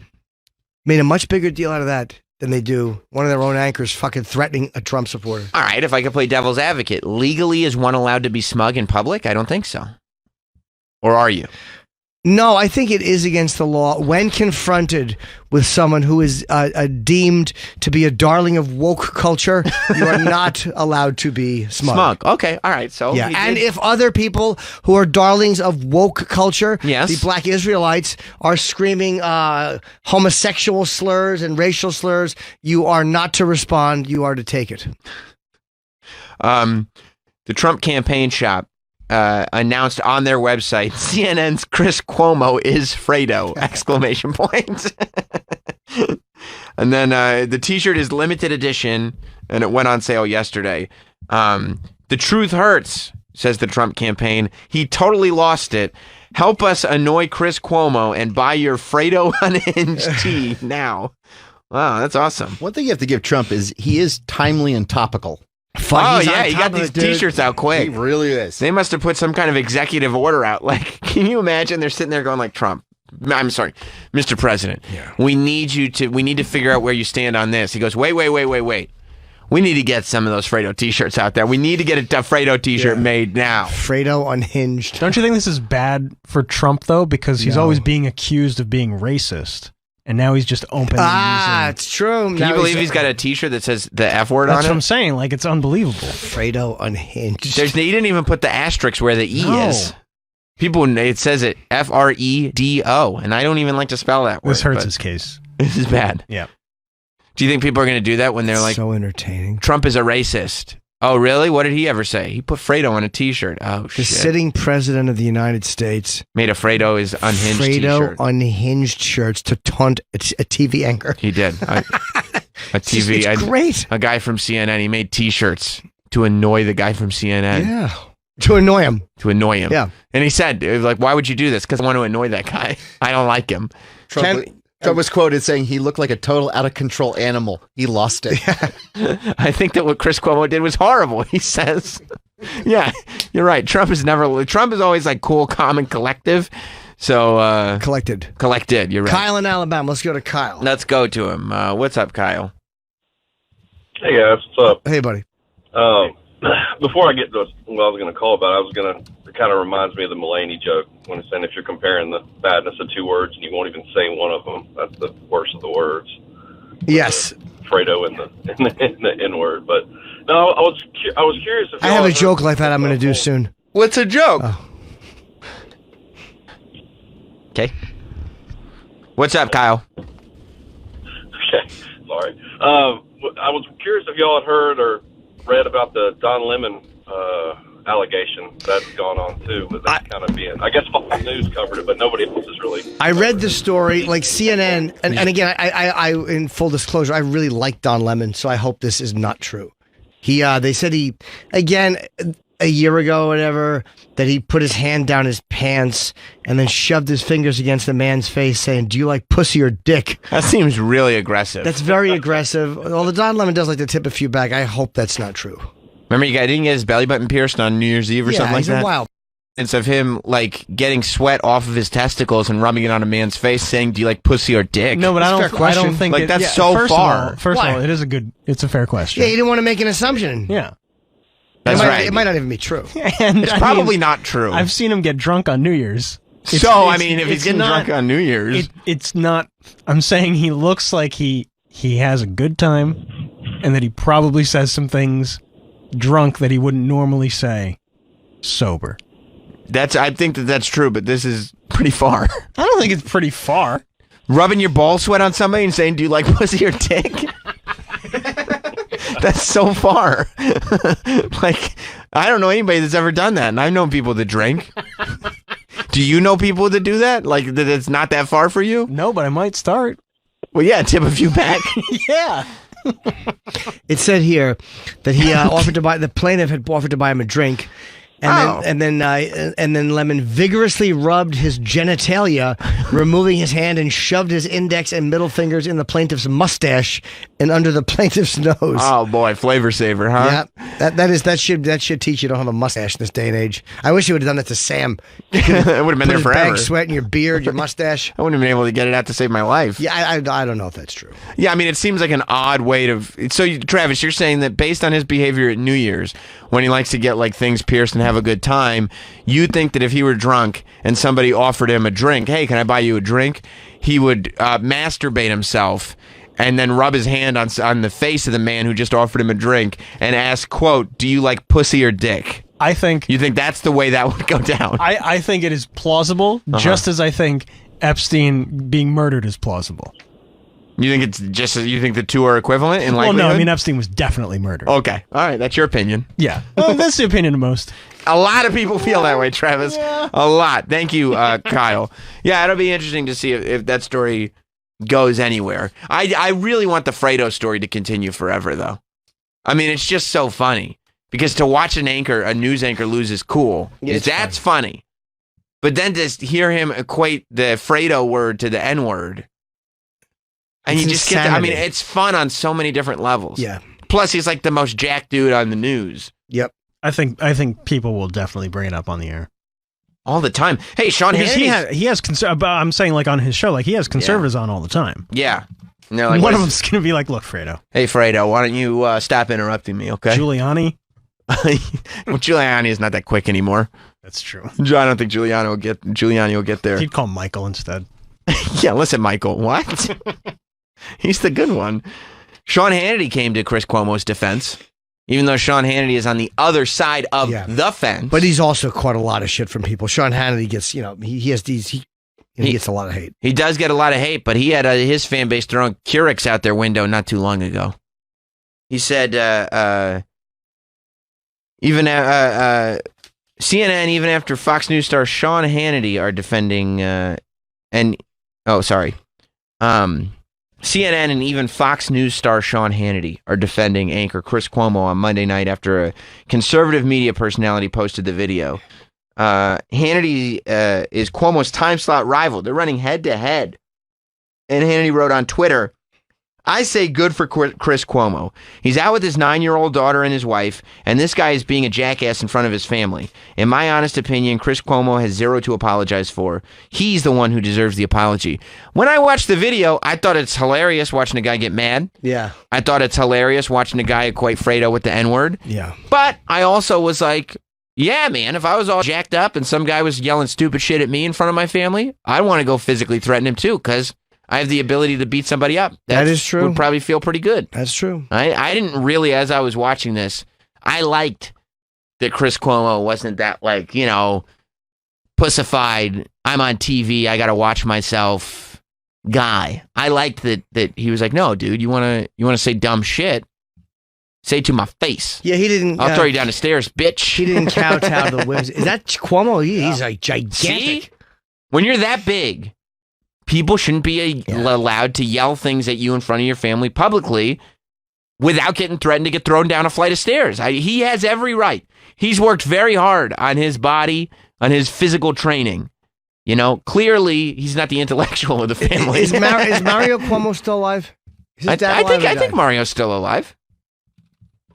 I think Mario Cuomo is still alive. I think so. And Andrew's still governor? He is, right? I think so. Yes. Oh, did he die? Yeah. 2015. Rest right. easy, Mario Cuomo. He died January 1st of 2015. He just got to see 83, 2015. Yeah. And Andrew Cuomo, governor, Yeah, I mean, look, Mario Cuomo is not the book smart one in the family, but he's street. No, Chris Cuomo. That's what I meant. Chris Cuomo is not the book smart one in the family, but he's street tough. He works out like a fiend. And if you spend that much time in the gym, you have that kind of discipline about yourself, you get yourself in shape. Yeah. You're allowed to physically threaten people who are insulting to you in public, right? Yeah. I mean, I've had to threaten people. I would have thought that you were the No, on the other side of the. What do you say to him? Hey man, Ozzy sucks. I'd be like, well, how'd you like to be eating your teeth? Like, cocksucker. How would I eat my cocksucker? How would I eat my teeth if I didn't have teeth? I'll push them down your fucking throat with my fist. Oh, all right. Sorry about the Ozzy thing. That's right. I didn't mean to. Fist like an Iron Man. You do, oh, is that an Ozzy tie-in? You better be paranoid. Okay. All right. So I'll commit the ultimate sin. Ugh. You could take your shot in the dark. The fact that you're pulling these so quick is really disturbing. Why? It's tough. Your family can go to your electric funeral. Oof. I kind of just want to get on a crazy train and get out of here. Yeah, it works. All right. Now I guess we're speaking the same language. Absolutely. Okay. I mean, I am a killer of giants. What time is Paulie coming? Is he 9 o'clock? He's coming in at 9, yeah. Is he here or no? Travis, comment? I don't know. I'm sure he will be. Rich in New Jersey? I haven't checked yet. He's 15 minutes away. He's not. That's just his name. What's up, Rich? Sorry. Hey, I was wondering, you think it's roid rage? You think he's so jacked up on HGH that he's reacting like this? First of all, Chris Cuomo he's never specifically said that his body is anything but natural. Right. However, no, man, I think he's just a jacked up dude. His family's getting insulted. He's like, fuck that. Look how big my arms are. Look at this chest on me. Well, Look at the vascularity. He got mad, though, because he went to see Andrew in Vegas. Mm-hmm. And Andrew wanted the meeting to start. Mm-hmm. And Chris came in and... That's for you to find out. A scene in The Godfather as portrayed by the character Fredo. Yeah. Yeah, that's not, he wouldn't like that. Yeah, he wanted to be, he said, someday I'll be governor. And they go, where you going, Chris? He goes, I'm going to learn CNN business. Going to learn TV business. He's not going to be able to go anywhere without people calling him Fredo. The president made T-shirts. If he would have just said to the guy, Fredo, dude, you're being a dick. But now it's going to follow him. Dude, we're living in a time right now. Okay, a week ago, we had not one, but 2 major mass shootings. Yep. 2. A week ago, by the way, you're not even hearing about gun control anymore. But a week ago, people were all, something's got to be done. Something's got to change. Something's got to be done. We got to do something about these guns and the mental illness, whatever excuse they were giving it for. The president of the United States, a week removed from all this going on, decides to couple that issue with this Chris Cuomo who lost his temper by saying like, oh, who should lose his gun license? Chris Cuomo. It's a red flag. Boy, Tucker's giving him a beating. Oh, no. What's Tucker saying? Wow, is that him doing kettlebells? God damn, Cuomo's in good shape. Those are awful. Great shape. Kettlebells are so hard to do. I want to start doing them. Swinging kettlebells? That you could work out all parts of your body. Your glutes, they're good for glutes. They're good for everything. Yeah. That whole get up with kettlebells stinks. Fucking hate it. Yeah. And I've obviously stopped doing it. You know what I did this weekend? What? I got milked into a bucket. I got on my hands and knees in some straw. Somebody milked my tits into a bucket. Are you saying you've become a fat cow? Someone milked my fucking fat udders into a bucket. Daddy has to make in the toilet bowl. If it makes you feel better, I haven't stayed well on my physical fitness regimen or diet over the last week. Isn't it so much easier? We've been traveling. It is easier. Yeah, just enjoy yourself. Okay, first of all, what is Tucker Carlson doing? I see him on the news. Is this new?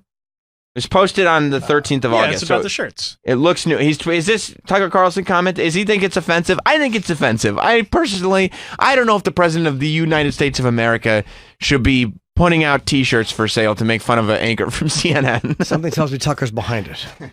You think Tucker's in favor of it? I think Tucker is all in. I haven't heard the audio yet, but the visual is the footage that Tucker is using of Chris Cuomo. Instead of playing the video of him getting into this altercation or video from him on CNN, it's workout footage of Chris Instagram Cuomo. or whatever it is, yeah. Yeah, which seems like he's doing it in a demeaning way. I don't think Tucker Carlson, first of all, I don't think Tucker Carlson probably does a ton of working out. I don't know. Sometimes a loose suit, like we saw Roger Stone's bikini bathing suit trial pics. He's in good shape. Yeah, but Roger Stone doesn't have a doughy face. Yeah, Tucker's a little. He's a little doughy. He's always been neck. doughy. Yeah, he's always been doughy. I disagree. He's a smart guy. Quick, but doughy. A little doughy. Nothing wrong with that. If you've ever watched Chris Cuomo over on CNN, you may have wondered, how'd this guy get a TV show? Okay, that's so offensive. Why? That's so offensive.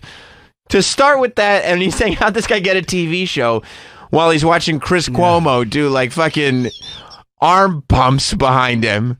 Like he's a big dumb, just a big dummy. Like a big dumb jock. Like a big fucking dummy. Oh, you know what's really bad about this? The footage that he's showing is Chris Cuomo. I think those are French presses that Chris Cuomo is doing. And he's got a really, really heavy, dumbbell that he's doing it with. But he's doing it, and Tucker did this on purpose. He's doing it in an office where most people do work, read books, read articles. He's making him look like a big dope. Yeah, Chris Cuomo is sitting in a desk chair, and he's wheeled it away from his computer, and he's doing French presses or whatever those things are. Let's hear what he says. Find abdominal muscles, and good for him. But he can barely speak English. There are nights when Cuomo emits entire paragraphs that mean nothing at all, just pure gibberish. Oh, God. Like pig Latin or dogs barking. It's remarkable. Was this guy educated in the United States? Let's check Wikipedia. Wait a second. The entry says that Chris Cuomo... Could you pause for a second? Did you notice that Tucker Carlson didn't actually present any evidence that sometimes Chris Cuomo sounds like dogs barking? No. He didn't play a clip of what he's talking about. Instead, it's just more workout footage. And now there's a photo of Chris Cuomo in a suit flexing his bicep and looking at it very satisfied. Do you know what he's doing? He's implying that Chris Cuomo is a big, dumb, stupid asshole. He's saying, hey, look at the meathead on CNN. Tucker's calling him a big dope. Tucker is getting out all of his anger, all the jocks that made fun of Tucker for being smart in high school. Tucker loves doing a nice Chris Cuomo story. Yes, he does. Because fuck him. Oh, now. Yale University in Connecticut. That can't be right. Yale has famously high admission standards. Your kids couldn't get into Yale. No chance. They'd have to be incredibly smart. Geniuses, really. Okay, hit pause.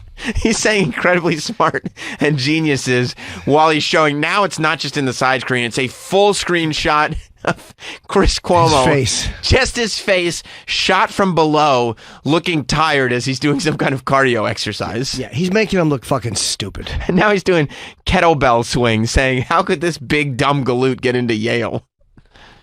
Is Chris Cuomo a secret genius? Does he have some amazing talent that's invisible on television? Maybe he speaks flawless Urdu. Maybe he has a deep grounding in particle physics.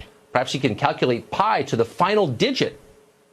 Actually, no. Chris Cuomo can't do any of that. It turns out he has an even more impressive qualification. His father was the governor of New York. Oh, you know what all this implies? That he's the stupid guy in the family. He's a stupid, unqualified galoot. But you know who else was the stupid guy in the family that just got by of who his father and brother were? Fortunately, I do know that. Who was it, Jim? What's a character in a movie that happened to? Fredo Corleone. Oh my gosh, not Fredo. Not Fredo. He's comparing him to Fredo again. And he said that sometimes, instead of being a newsman, it sounds like Chris Cuomo is a barking dog. Yeah. Unintelligible.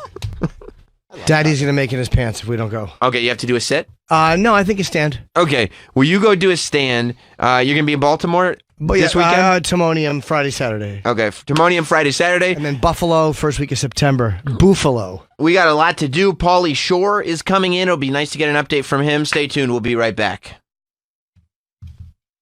Today, Junior. We'll be back with more Jim Norton and Sam Roberts.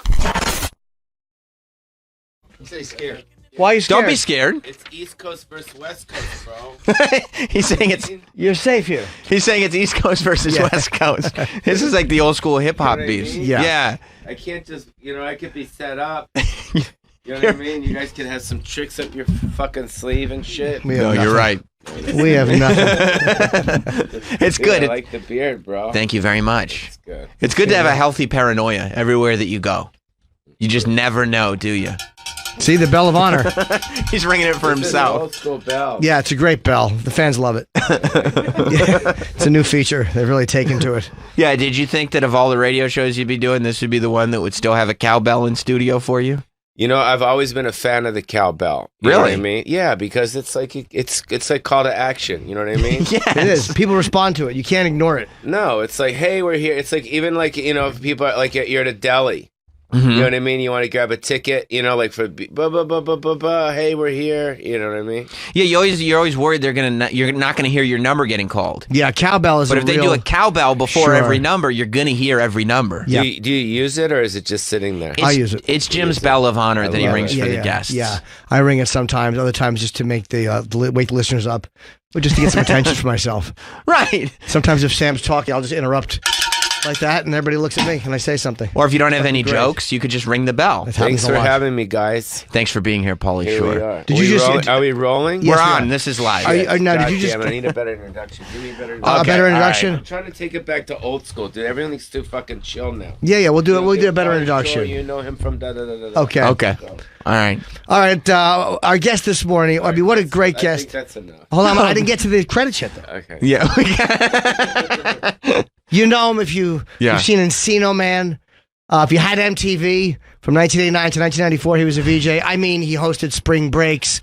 The man has fucked a lot of attractive girls. Please, our guest today, Handsome guys. and some really handsome guys, some really attractive girls. Cuomo, dude. I called him Federale, bro. Did you fuck Chris Cuomo? I fucked Chris Cuomo. Oh my gosh. Now, did you know that Fredo is an ethnic slur? I didn't know that.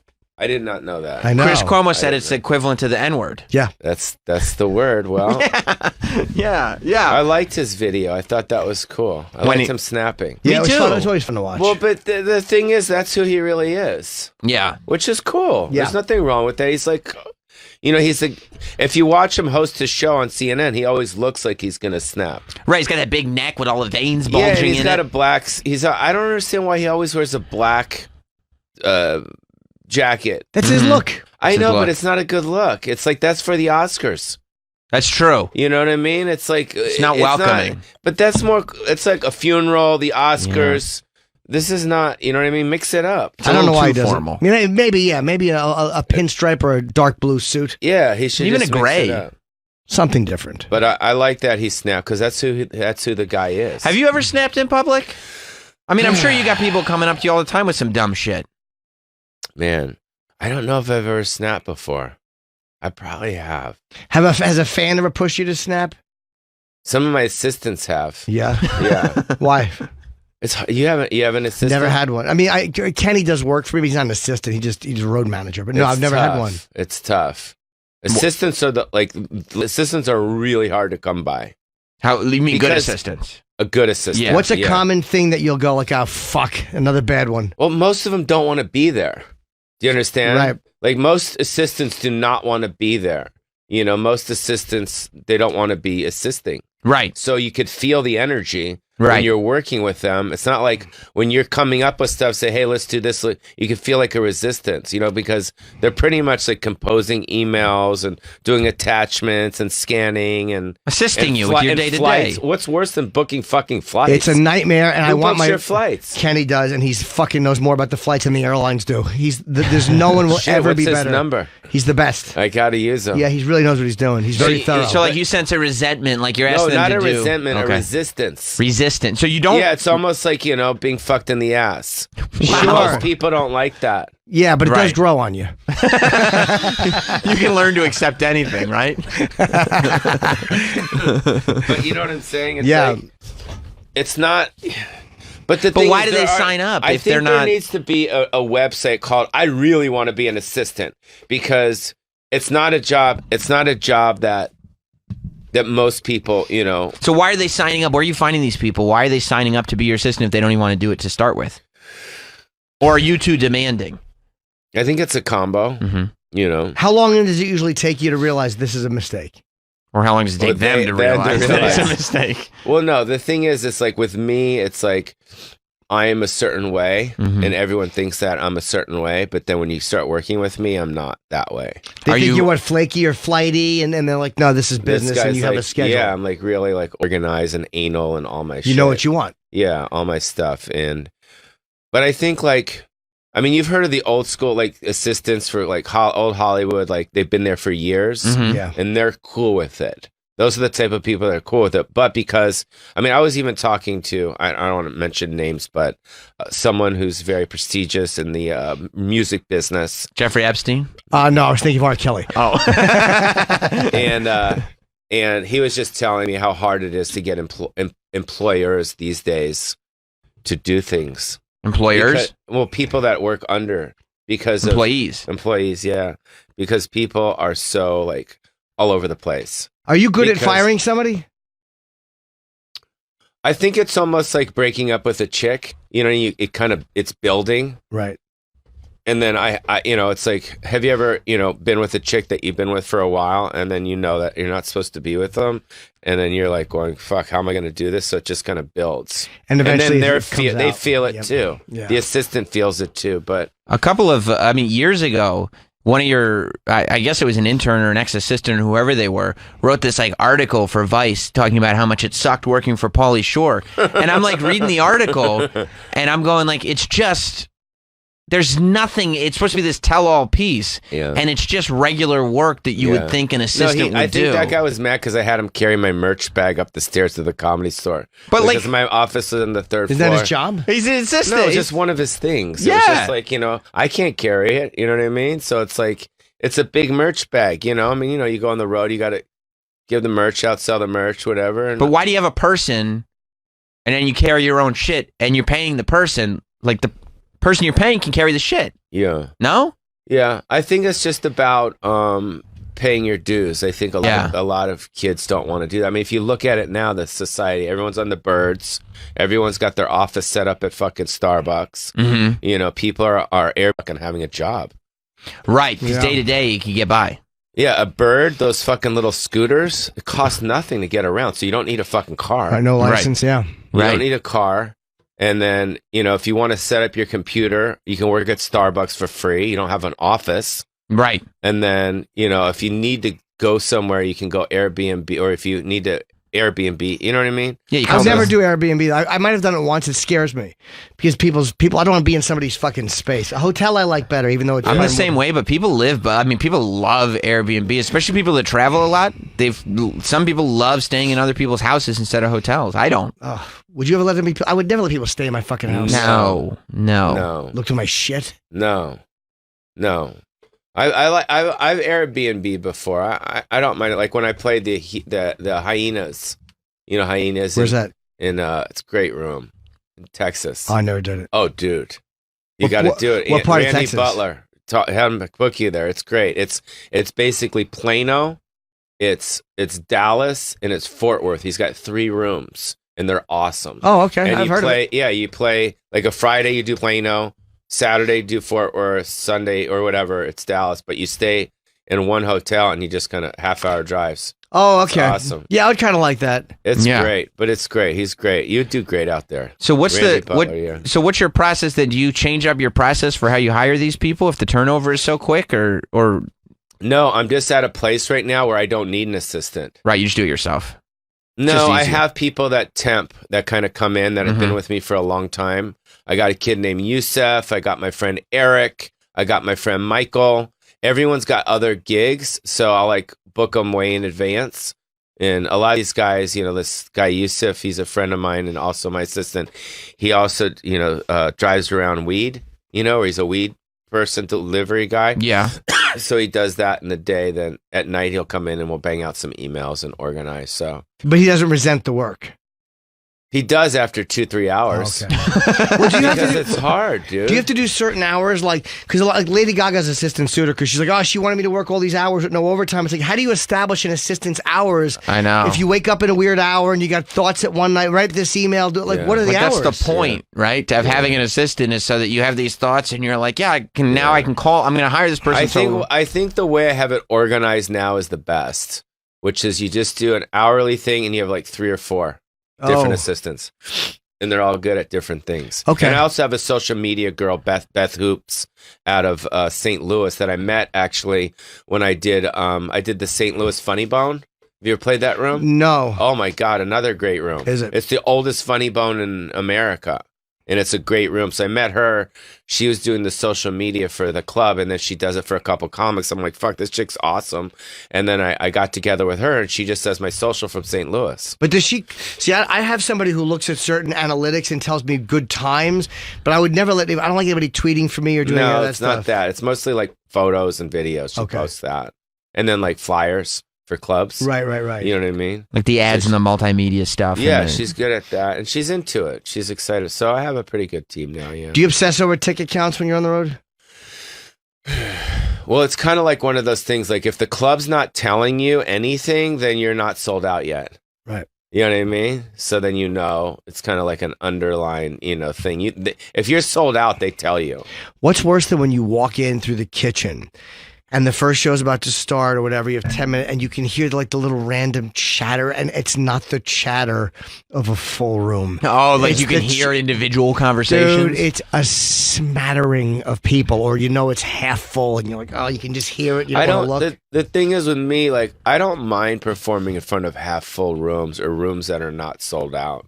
Because that's just God saying it's not sold out. It's like, whatever. Yeah. Like, there'll be another sold out show and there won't be a sold. It's It doesn't hurt your ego, I don't know. Yeah. I just like to go on stage. Yeah. So it's like, fuck it. Obviously you want sold out shows, but it's also as a performer, I think, as you know, I think it's good performing not in front of sold out shows. Sometimes, 'cause you can fuck around more. Yeah, you have a little more freedom. But I do that kind of stuff at the cellar, and I don't. It doesn't have to be sold out, but when it's shit. Like once in a while, you do one. It's just like, oh, yeah, this is a disaster. Yeah, and you're like, what? I've been working all these years for what? I know. For what? Do you ever think that big when you see a room like that, or do you not really worry too much about what? Like, the way Jim goes, like I've been doing this all these years, and still, this is what the room looks like.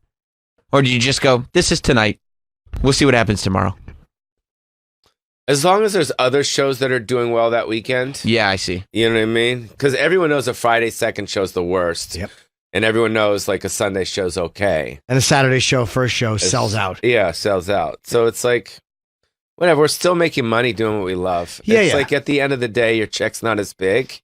Mm-hmm. But fuck it, you get to make people laugh. I love the artistic and part at of the it. end of the day, that's what it's about. It's like, you go up there and it's just, people are there to see you, and it's like, what's better than that? Yeah. Yeah. Were you have you always been like that, or was there a period of time after movies when you were like, I got to transition? No, into... after my parents died. You know what I mean? Yeah. Like your mom died this year, right? Yeah, my mom and dad died, and all that. My sister died. I had all this. Like I just when you have parents that die and you're by yourself, you just go, fuck. We're all not here forever.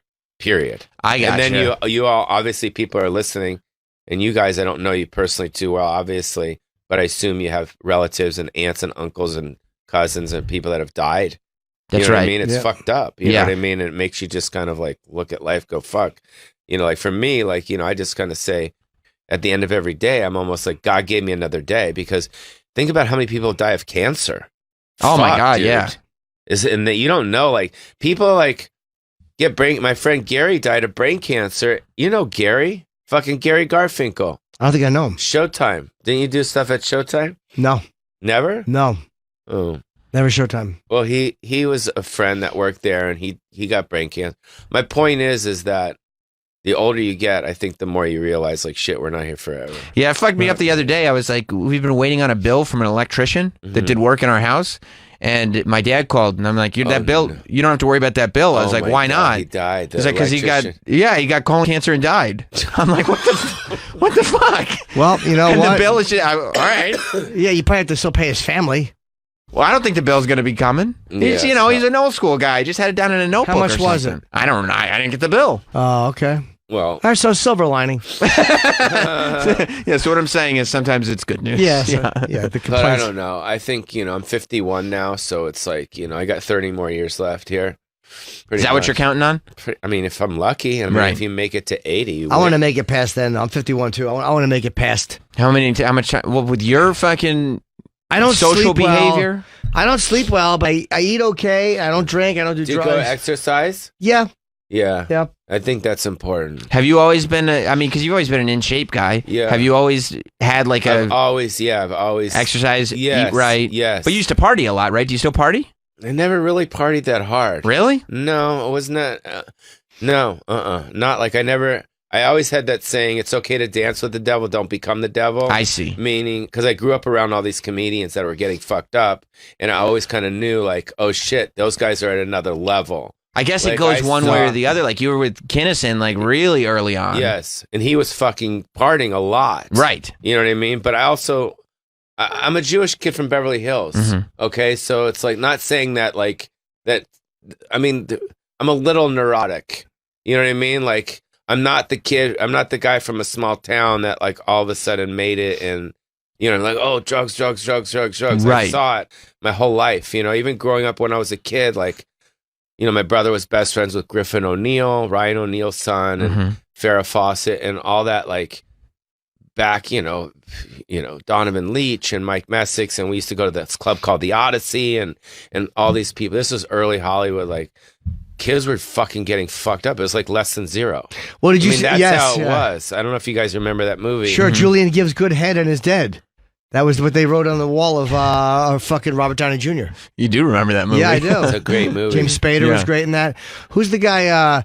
The lead, Andrew. He played. His name was Andrew in the movie. I forget the name. Oh, of the lead. yeah, Andrew. Andrew McCarthy. Andrew McCarthy. Yeah, he was. That was a great film. But Yeah. I mean, it's like that's how it was back then. You know what I mean? And I had a lot of friends die of coke. I had my friend Brent Weinberger flipped a Jeep because he was on Quaaludes and died. Oh my God. Yeah. So early on, you figure out that that leads to bad places quickly. Yeah.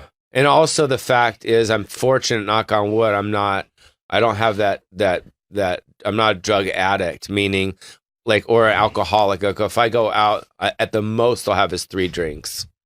Even at your peak, though, because I mean, When people were buying them for you. Yeah, because maybe. people wanted to party. I mean, I'm sure people still do, but when the weasel was the weasel and you were everywhere. That's not how we say it around here, bro. What do you mean? Weasel. Oh, I forgot. Sorry, no, it's No, cool. you're right. But when that was everywhere, right? And when Yeah. you're in every movie, when you're in every TV show, I'm sure everywhere you went, people want to party with you. I didn't stay out till the sun went up. Is your question? Is your answer? Like I see. I did a couple times, but it wasn't like a thing. You have to be disciplined then, I don't know. or just not your style. When you grow No, up with I it too, just- it's probably a little different too because it's not new. I see. There's no adjustment to this being new. If that's your whole life, you'll say, "Yeah, I see comics. They do coke, and this is what it is." You just, Yeah. it's what you see. Yeah. I've asked you about. I liked it. I liked it. There was definitely some times where I went crazy. Yeah. But it wasn't several times. I see. So tonight's the crazy night, and then It just happened. Like, Yeah, you yeah, know, yeah. I mean, Sam, when we did, what was it? It was the Aladdin Hotel. It was me, Sam, Tommy Chong, and it was New Year's Eve, and that was like a night I remember. What year? Do you remember- It was the night. It was the year before he passed. Oh, it's like 1990. No, it was like 91, or he died in 92, right? Yeah, I think. It was I don't remember 91, 92. 92, yeah, Okay. yeah. So it was around there, but that was like, I was with the porn star, and it was like, you know what I mean? yeah, That was it it was was cool. wild. Yeah, that's a fun time. It was cool, yeah. It was like it was fun, yeah. We had a good time. There was, yeah. I don't know if I've asked you about your prior before. I think I have, but I mean, I never knew him. I met him once, so I Wow. never had any kind of relationship with him. But you knew him pretty well. Yes, yeah. I knew him very well. Yeah. He And was- yeah, but there's a couple of versions of him. There's the version that you see, like you ever see the interview he did where he's really fucked up? It's in Arizona, Yes, of course. and he's like drunk and he's high and he's Yeah. being funny and he likes the guy he's talking to, but you can see he was a difficult guy at times. Yeah, yeah. Is that the version of him you usually saw? I never saw that version. You didn't? Ever. Well, I always saw the really quiet, sweet version. You did? Because every time he came to the store, he was always very quiet and sweet and nice and polite because he was, there to develop his his stuff. So he would come in and kiss people's hands and shake and and sit down and I would give him like a Cavassier and my mom would sit next to him and the manager of the club would be like, he was this Thai guy, Ted, it was either Ted or Kirk, and he would keep people away, and then I would ask him, when do you want to go on? But it was soft. You saw the quieter version, before you would go on stage. Yeah.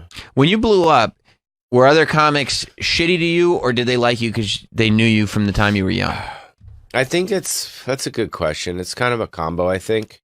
I had this thing with Chris Rock where me and him, when we first met in late 80s or late 80s, like when I used to come out here to do stand up, I would perform at Catch, and that was Sandler and Seinfeld and who else? Fucking, I don't know. They were all there. And me and Chris bonded and then when he came out to LA, we bonded too at the store because he was Eddie Murphy's boy. And everyone was like, oh, he's only because he's Eddie Murphy's boy. Right. And then for me, it was all like, oh, he's only because he's Mitzi's kid. Right.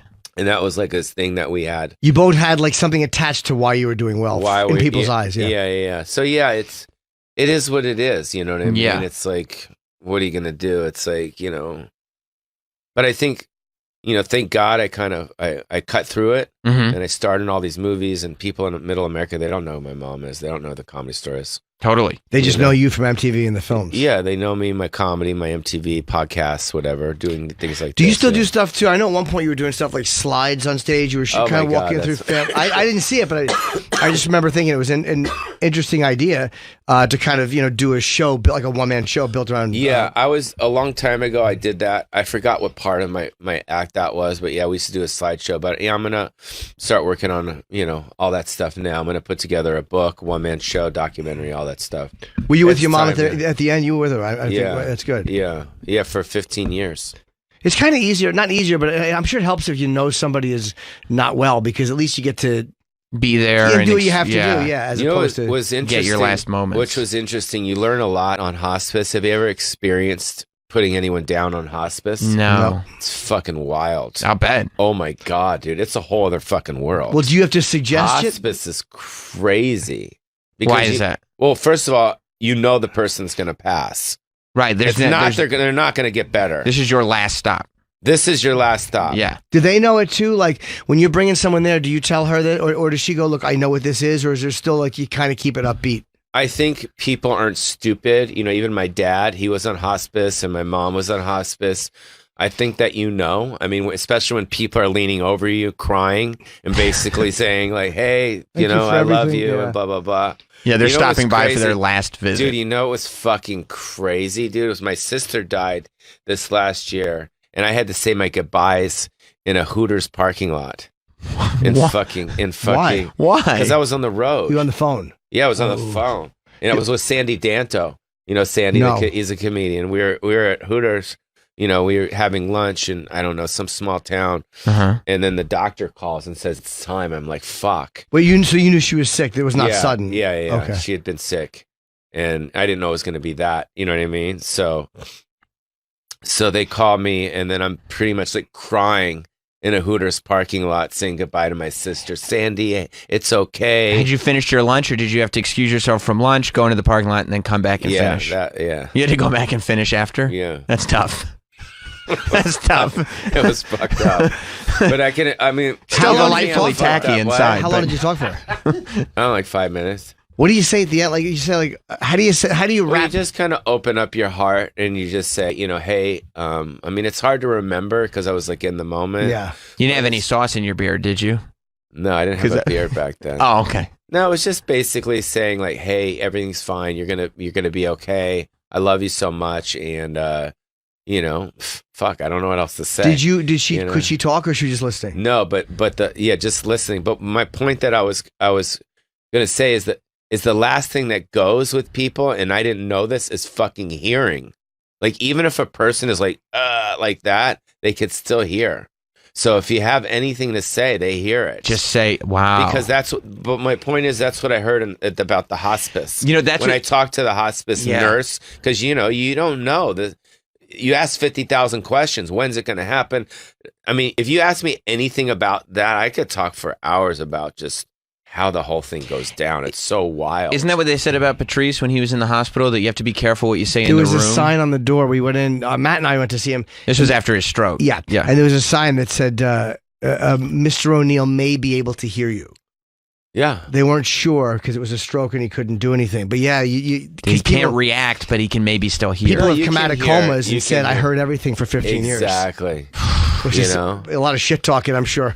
Yeah. A lot of stuff. I mean, that's the thing. So anyone listening, like if you're putting anyone down, any of your family members, like be respectful in the room and don't argue. They can hear it. They hear everything. So was your mom coherent when you went in? Like, did she kind of know, or was she was she able to communicate with you?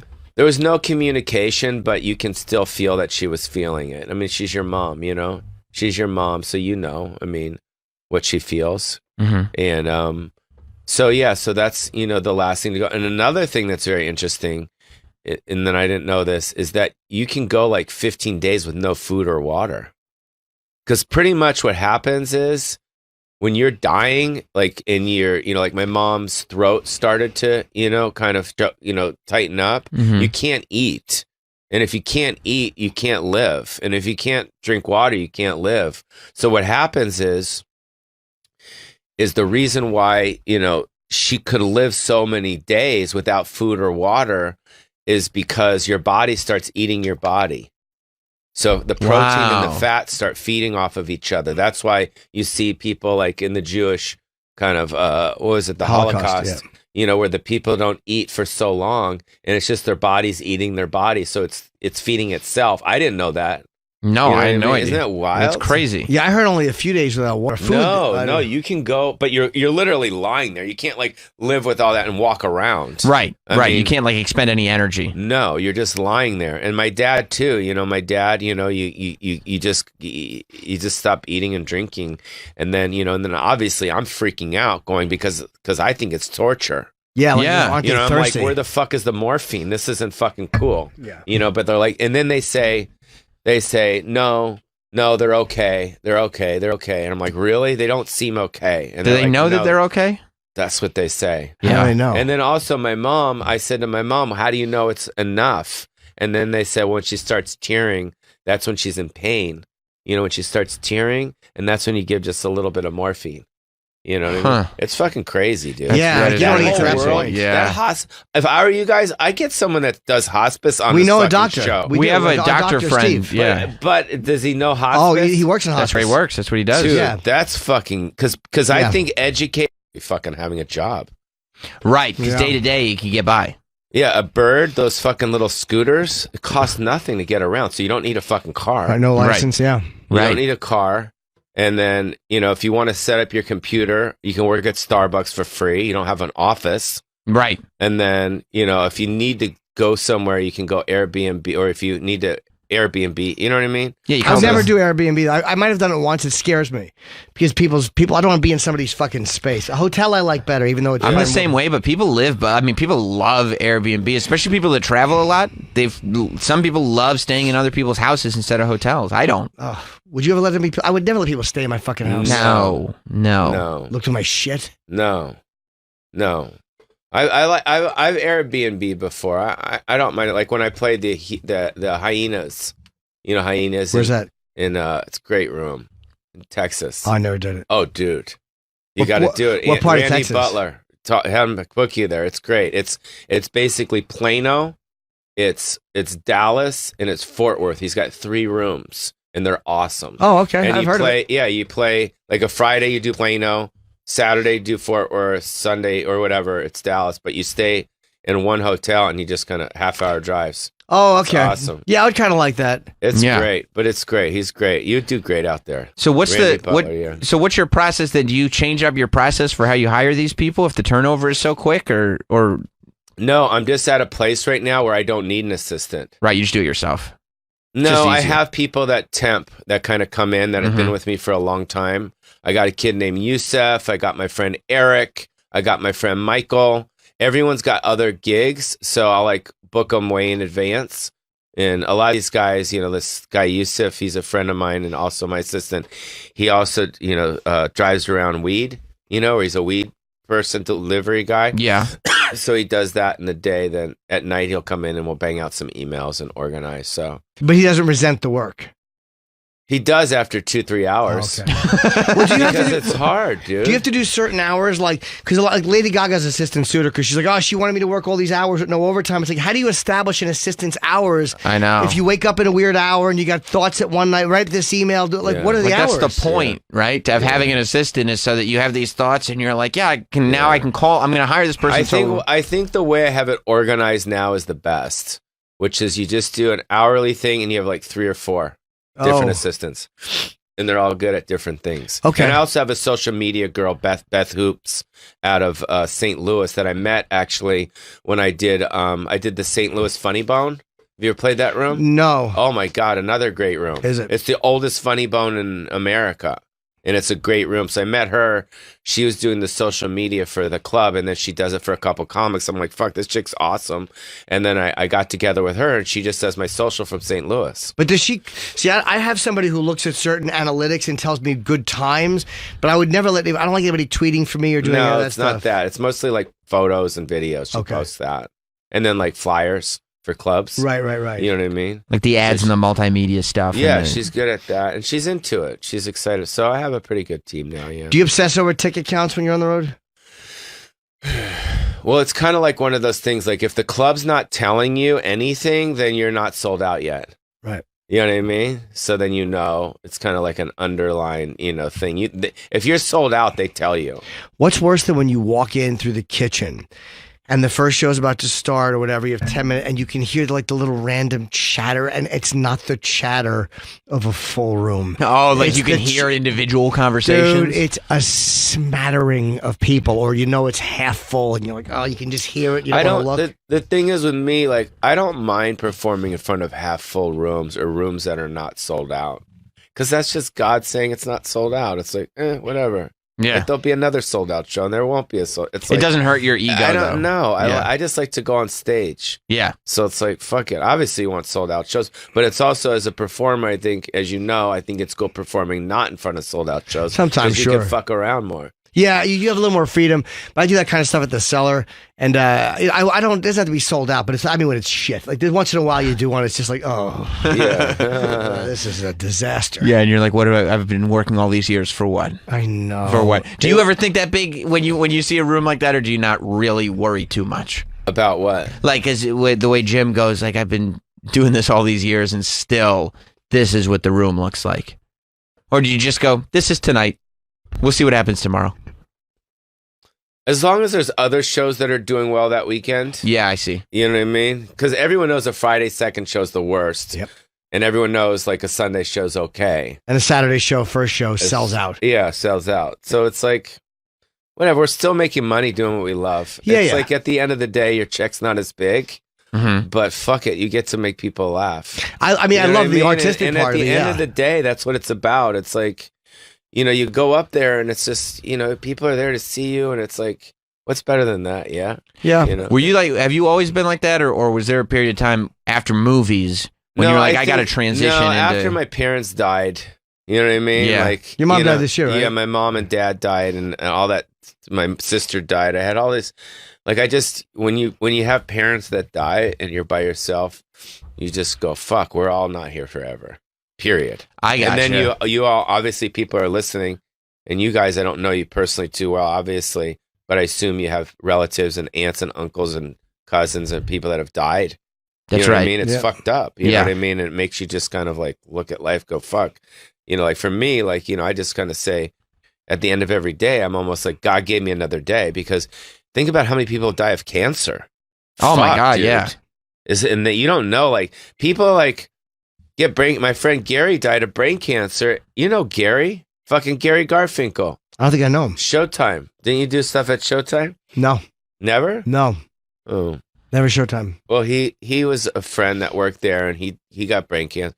My point is that the older you get, I think the more you realize, like, shit, we're not here forever. Yeah, it fucked me up the other day. I was like, we've been waiting on a bill from an electrician that did work in our house.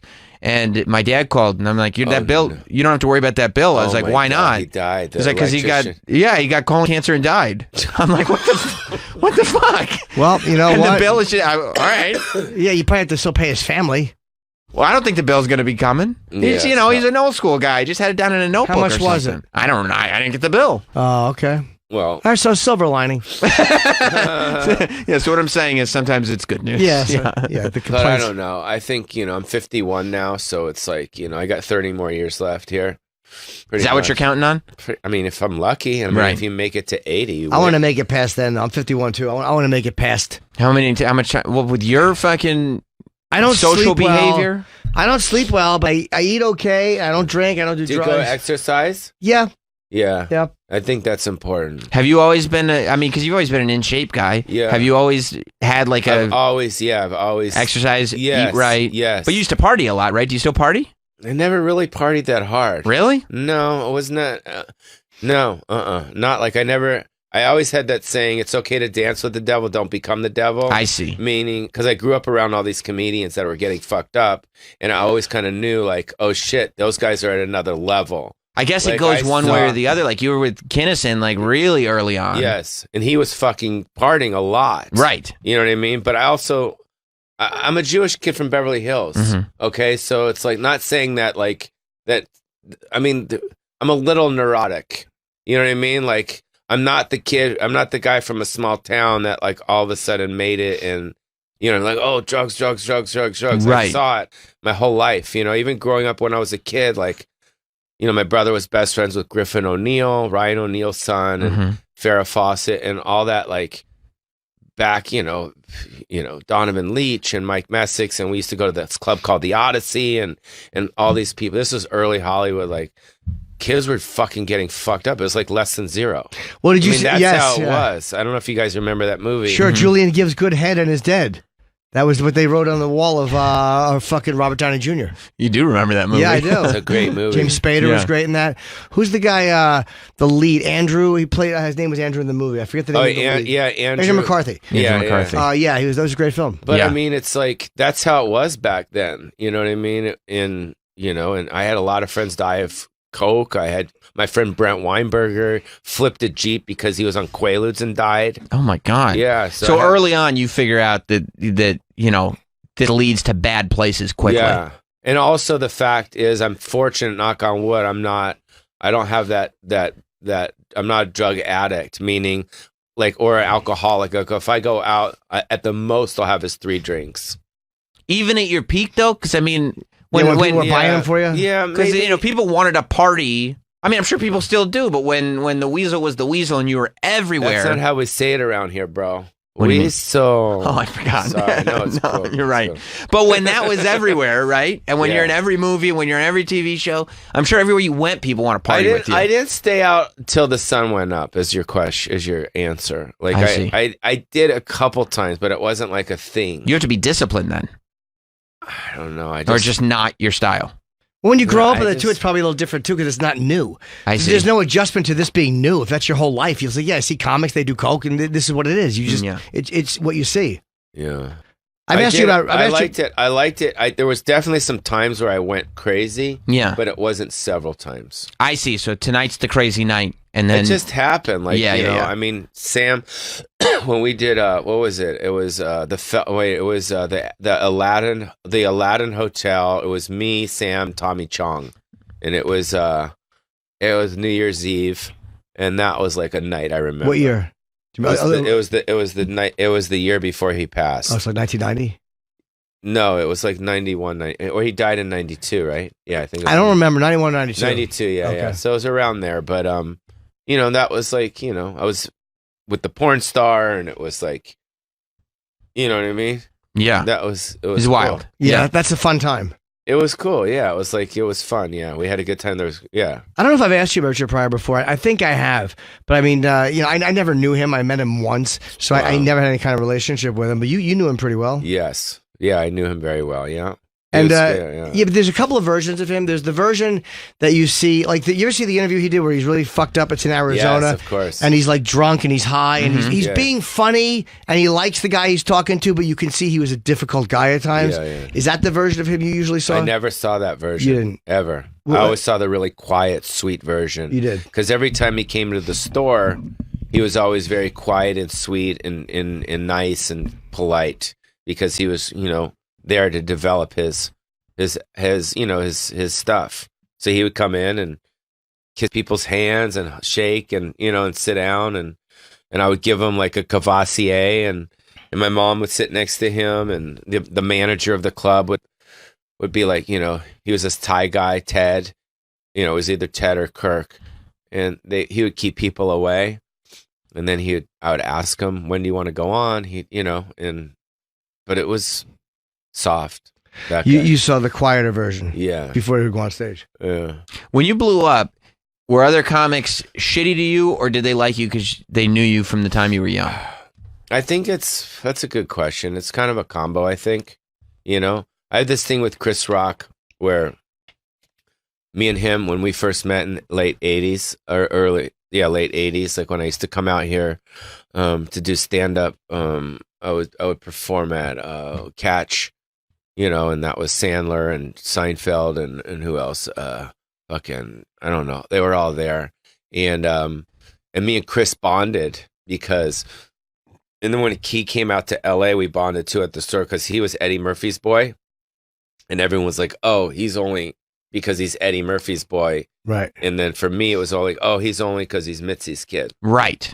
And that was like this thing that we had. You both had like something attached to why you were doing well in people's eyes. Yeah. Yeah. So yeah, it is what it is. You know what I mean? Yeah. It's like, what are you going to do? It's like, but I think, thank God I cut through it and I starred in all these movies and people in middle America, they don't know who my mom is. They don't know who the Comedy Store is. Totally. They just know you from MTV and the films. Yeah, they know me, my comedy, my MTV podcasts, whatever, doing things like that. Do you still do stuff too? I know at one point you were doing stuff like slides on stage. You were kind of walking through family. I didn't see it, but I just remember thinking it was an interesting idea to kind of, do a show, like a one-man show built around. Yeah, I was, a long time ago, I did that. I forgot what part of my act that was, but yeah, we used to do a slideshow. But yeah, I'm going to start working on, all that stuff now. I'm going to put together a book, one-man show, documentary, all that stuff.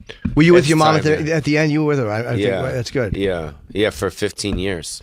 It's kind of easier, not easier, but I'm sure it helps if you know somebody is not well because at least you get to be there and do what you have to do. Yeah, as opposed to was interesting, get your last moments. Which was interesting. You learn a lot on hospice. Have you ever experienced putting anyone down on hospice? No. It's fucking wild. I'll bet. Oh my God, dude. It's a whole other fucking world. Well, do you have to suggest it? Hospice is crazy. Why is that? Well, first of all, the person's going to pass. Right. They're not going to get better. This is your last stop.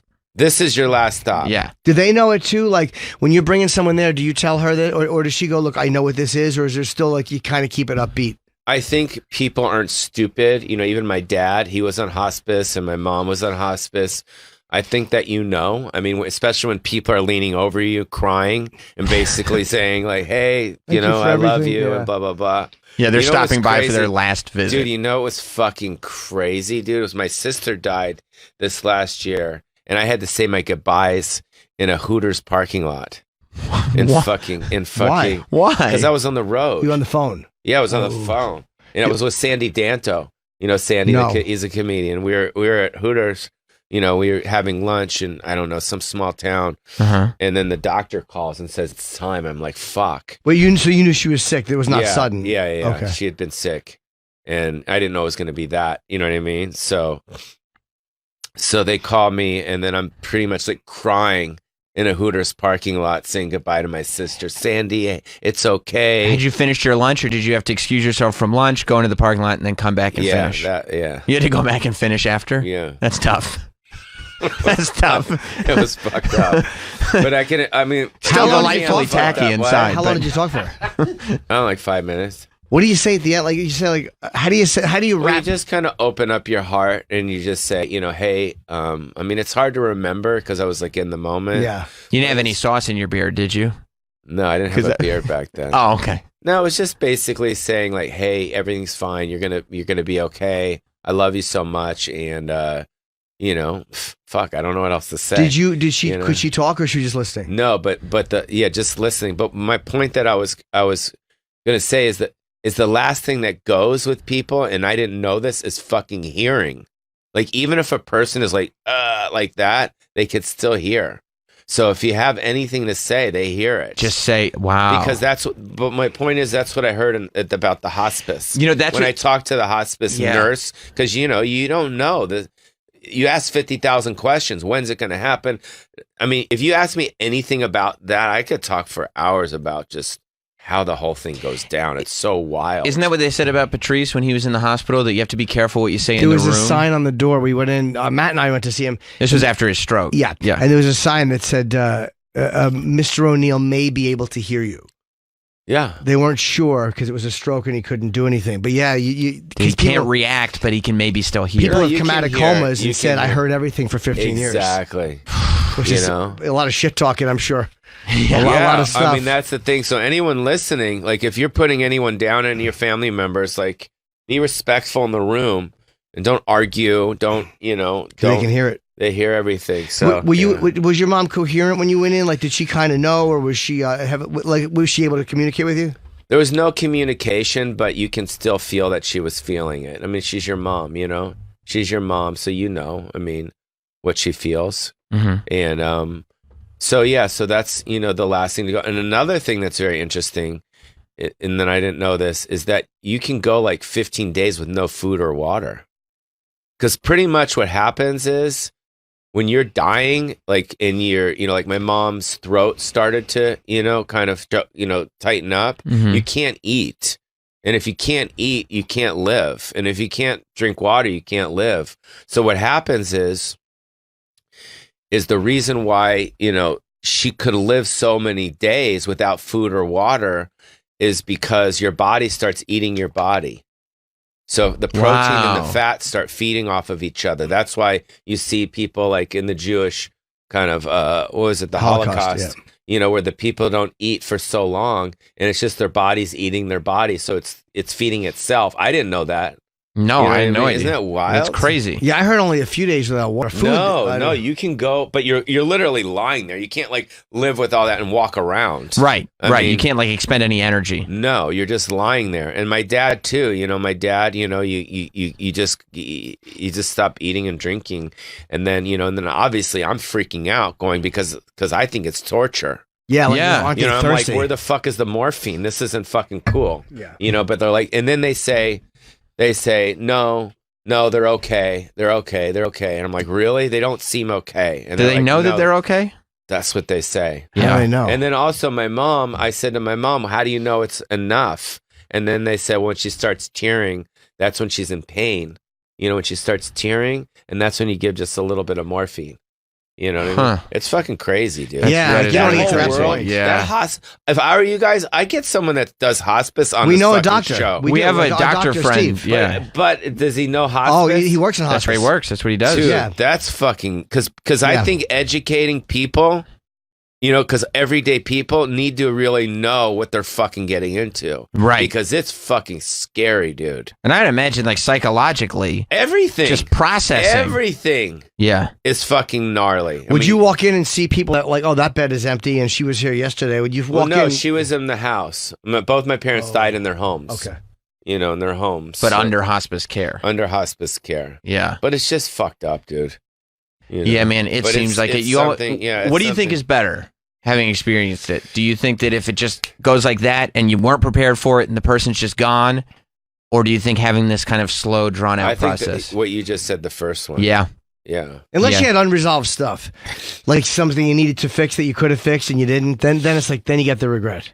But it's that's true, but you can fix it in 10 minutes and then you still got all this hospice care to deal with. Yeah.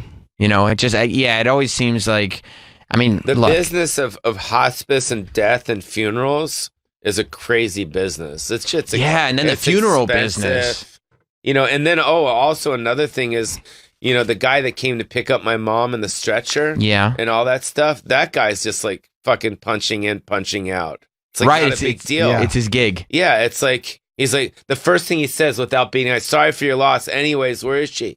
I got to go. I got a fucking date at fucking 8 o'clock. Yeah, this isn't my only pickup today. Yeah. Yeah. It's and you're going like, I don't know if you guys know, my life is shattered right now. This is everything. Yeah, it was fucked, dude. And they I'm come in, like, they take her out on a stretcher and yeah, you wrap it. Yeah. You know, you wrap, and then they do a stretcher and they put it in and you shut the door and it fucking goes to the funeral parlor. And then eventually the next 2 or 3 days you go there. And if you want to view the body. Were you in the room when she died, or were you in the house, or did you come over after? No, it was basically, I knew she was going to die because it'd been like 14 days that she hadn't eaten. And it was the night before, you know, we had Chinese food, not obviously me and my mom, but my mom's caregiver, my brother. And I kind of knew, you know what I mean? So then I woke up to like text messages from, I guess it was TMZ. Because they fucking knew before I fucking knew. I mean, they get paid by these guys who pick bodies up and stuff like that. Were people that you called, there's some of them probably get money from TMZ. Yeah. So that was kind of whatever. Yeah. But I mean, I knew when she died, I knew it was going to be a big deal. Of course. Because of her past and what she had done. So Yeah. I wasn't really surprised. But it was heavy to see all the outpour. And, you know, I got like flowers from Dr. Dre. Like he sent me like, him and his wife sent me like a whole thing. Wow. So it was just like, you know, random. Quincy Jones sent me stuff. And just like you know it's going to be a big deal, but the amount of people and who they were. My mom was really, you know, I mean, because of what my mom did and how she treated comedians. And you know, back in, you know, in the 70s, 80s, and 90s, she was, you know, the den mother and she cared, Mm-hmm. you know, and the comics knew she cared. You know, that's why, you know, these guys were homeless, pretty much. You know, they were all fucking homeless. Mm-hmm. And she took them, you know, and she took care of them. Was that with the location it's at now? Is that the original location or of the store or no? Yeah. It was never anywhere before that. No, it was the original room, which was just a small room.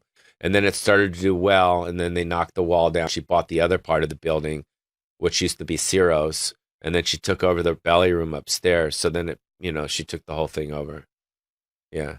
And it became, and I mean, the Comedy Store now, it's still like the club in LA. Yeah, I mean, there's always activity in front of it and behind it. There's It's the always comics people. spot. Well, how do you feel about the Showtime show that they're doing or that they did? Everyone asked me about that. Because it's like loosely based it's kind of on... like, you know, it's kind of sensitive, the whole thing, for me, the whole thing that went down. I thought the way Jim Carrey kind of organized it, I don't think was cool. Mm-hmm. You know what I mean? He didn't ask us, hey, you guys, is it cool if we do this? Yeah. You know what I mean? Is he using the name of the club? No.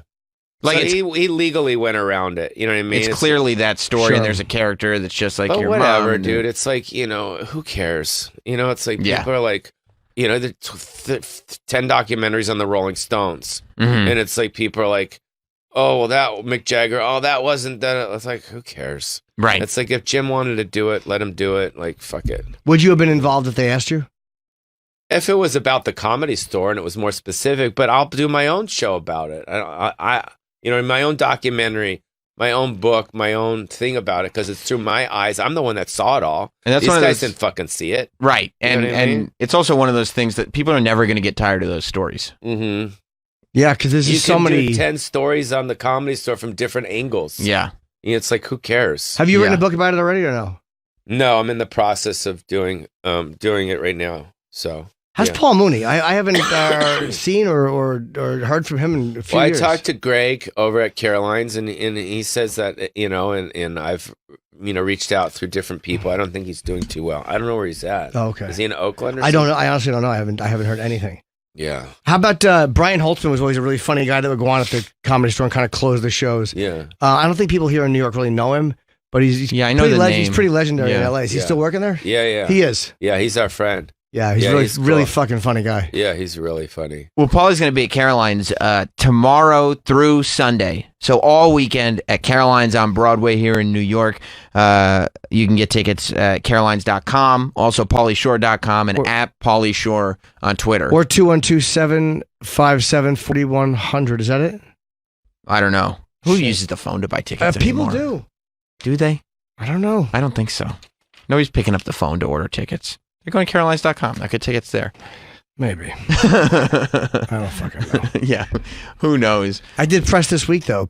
I was in Columbus, and the guy, it was like 7 a.m. We're doing radio. Oh God. And I like that. Do you not like that gig? I like that gig. No, I love Columbus, but I hate doing press. I mean, It's this the is worst. different. It's New York. Yeah. This isn't. This is more. Yeah, and we know This each other. is- It's weird when you go someplace you don't know or you met them once, and yeah. Hey, didn't I call you to do my movie? You did, but I couldn't. Because I because always call him because I want to work with him. I've never worked with him before, and I think it would be funny. Yeah. Yeah, but the shoot dates. Why don't you call Paulie back? We did talk. He called me back. Oh, We okay. talked, but the shoot What dates was weren't it? available. What was- I don't remember. It was guest house, yeah. But you needed a bunch of dates, and there was like a good amount of them I wasn't available. Yeah. And I said, "Do you need just a couple?" And I think you said you needed it straight through. Yeah. There was just the dates didn't work. No, you would have been funny. It was I did a movie called Guest House where I played this guy that won't leave out of a guest house, and I got all these comedians in it, and Eric Griffin's in it, Bobby Lee's in it. Oh, I would love to do it. And a lot of great comics are in it, and I always want to work with him because I think we'd be funny on camera.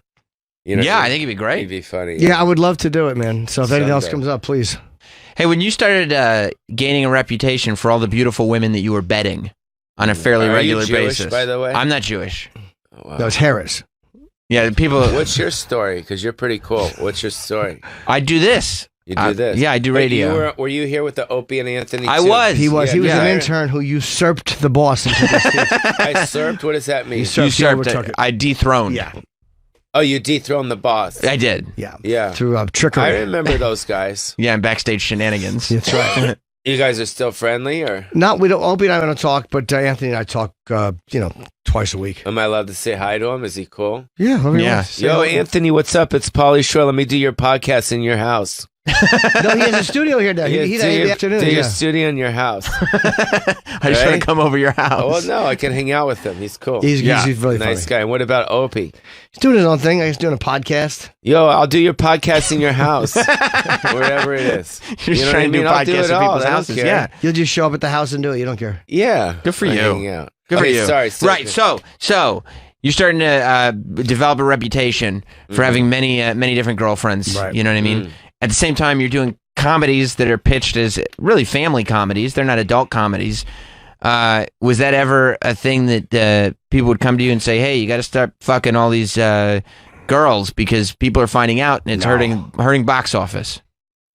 That's a good question. Does anyone not go see a movie because the guy fucks a lot of girls? I don't think that's Well, ever a deterrent. A family, I'm saying. If you're doing a family comedy and you're like, "Oh, that's the guy who like fucks in the grotto at the Playboy Mansion all the time," I keep hearing Well, about him. I don't, first of all. But Have maybe you been there? did.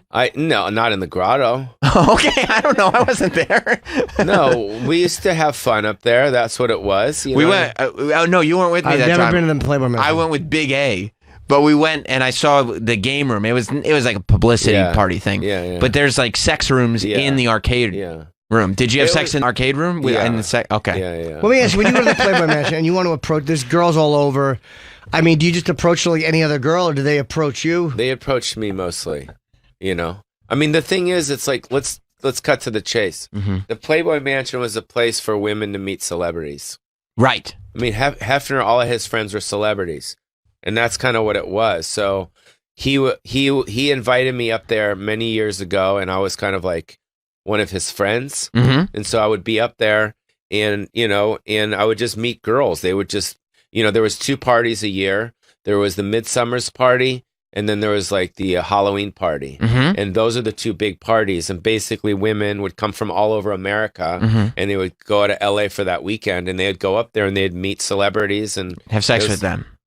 Sometimes not. if they wanted Sometimes you to. just, I don't know. Was it weird though if you were talking to a girl who was hot and you liked her, and then a bigger celebrity came over and was Yeah. interested? That must have happened. That's a Yeah, bummer. Yeah, like Bill Maher. I'm like, Jesus Christ, dude. Yeah, I'm sure Bill Maher fucking tore that place up. So No, what's but it was just, it's almost, you know what it is? I kind of, the word, there's not a word called equivalate. Is there a word called? you could say Equivalent? equate. Equivalent. Equivalent. It's like Vegas. You know how you go to Yeah. Vegas and like people's ambitions are like down? They're down. I think I just had a booger. They're inhibitions. Inhibitions. Yes. Yeah. They're kind of like down, like, oh, it's Vegas. It happens in Vegas. Stays. Yeah, it's we the could- same thing. I see. It's the same exact kind of mentality. It's the Playboy It Mansion. doesn't count here. Exactly. Would people have to check their phones though once phones became a thing with cameras? I think it all started Kinda. I mean, it was like he didn't want pictures taken, because he had his own photographer. Right. His own photographer. But so how did it work though? I mean, and I'm only asking because I remember the room so well. It's like this small little house thing. Are you talking the game room? The game room, Yeah. and it's got like all these great video games in it, right? Like arcade games, like old school. And it's like, oh, that's so cool. You can come in here and play all the video games you want. But then there was like 2 rooms that you would open the door, and the whole floor is a mattress. Yeah. That's all it is. And it's covered in carpet. And like velvet. Yeah. And then there's like mirrors and stuff around, and I'm like, oh my god, there's like sex rooms in the game room. Yeah. You think there's a lot of loads dropped in that room? So many, including Paulie's. But here's what I think. Yeah. Here's what I think. So Hugh Hefner died, and before he died, he put all his tapes. There was all the tapes in the ocean. Yeah. Right, because he would record a lot of stuff, right? Yeah, is your guy? Can you look at that online? Yeah, Troy can over there. I remember Yeah, that check story. out. Remember? Yeah, I remember that story. They say he somebody he knew who he trusted took it out to the ocean and dropped it. Do you think he was filming everybody or just himself? I think everybody. But they knew they were being filmed or no? There it is. Look at Hugh Hefner dumps casket of sex tapes into the sea. Hilarious. So you think that maybe he had cameras set up in all these little rooms? Well, he did that for several reasons. Because of shenanigans. What if something bad happened? That's true. It's Somebody it's like says going they were to a hotel. If you go to a nice hotel, there's cameras everywhere. Mhm. Well, his house is a house that's open to the public. Why wouldn't he have cameras? That's true, and things go wrong at one of those. Anything could go wrong. So at the end of the day, I think that was very classy of him. Yeah, that he was quite honest. recording it, and then he got rid of everything. It's not even like after I die, it's all yours. It's no, after I die, it dies with me. Correct. Yeah. And I thought that was really classy because I assume there probably would have been what? Some wee sex tapes. A lot of weird It kind of makes me stuff. want to invest in scuba diving gear. Yeah. I want to go down and get them. Stuff with him, other people. Yeah, I mean, just the It amount. was private. It was a private thing. But again, I think the main reason why he probably had that was in case something bad happened. Yeah. In case anybody said something happened that didn't happen. Yeah. He might have some proof. I wonder how much of that was other people and how much of those tapes were just him. Maybe most of them were just him. Camera set up, fucking. Maybe. Where do you keep them in the house, though, so no one can get to them? Like, you must He be... probably had a whole wing. I mean, first of all, like when I went there for that party, nobody was allowed in the house by that point. So, like, I think that there were definitely parts of that house that people did not have access to. Yeah. Right. Absolutely. His bedroom, I'm sure. His bedroom, Yeah. Even on his big parties, the house was open, but you can go up to his bedroom. Right. But it was such a great, it was, I went all the time. You know what I mean? And people would be like, why do you go up there so much? I'm like, because this is going to end. This is going to end. Right. This isn't going to go on forever, and there's nothing going to ever be like this ever. And I'm his guest. And Yeah. I want to go and enjoy it. So Did you it's ever like- go and nothing was happening? Like where there's just nothing going on there? Or was there always a little something? Well, I wouldn't go up there if there's nothing happening. I Like mean, Happy's just sometimes- hanging No, but I out mean, and would you're you like- just show up or would you know that you would go, oh, okay. No. There'd be like, they'd have Sunday fun days, or they would have, like pool parties. They would do, what was the funniest was the Easter egg hunt. That was like a big thing for him. Like, because all the bunnies, they're like Easter. They love that. They put their dresses on. You know what I mean? So Yeah. you'd always have animals and kids and families. It's just so funny. We do all this like little kid stuff, but then once The all night the before, yeah. then there'd be. But that's the same thing as the Comedy Store. It was no different. Mhm. It's the same thing. It's like you got all this comedy, and then at houses people are fucking and doing drugs. It's Right. like- I mean, Robin Williams was wild. Right. He Yeah. was wild. Like, Did you ever he see was- Robin Under the Influence? Yeah, of course. Yeah, he was always partying and having fun.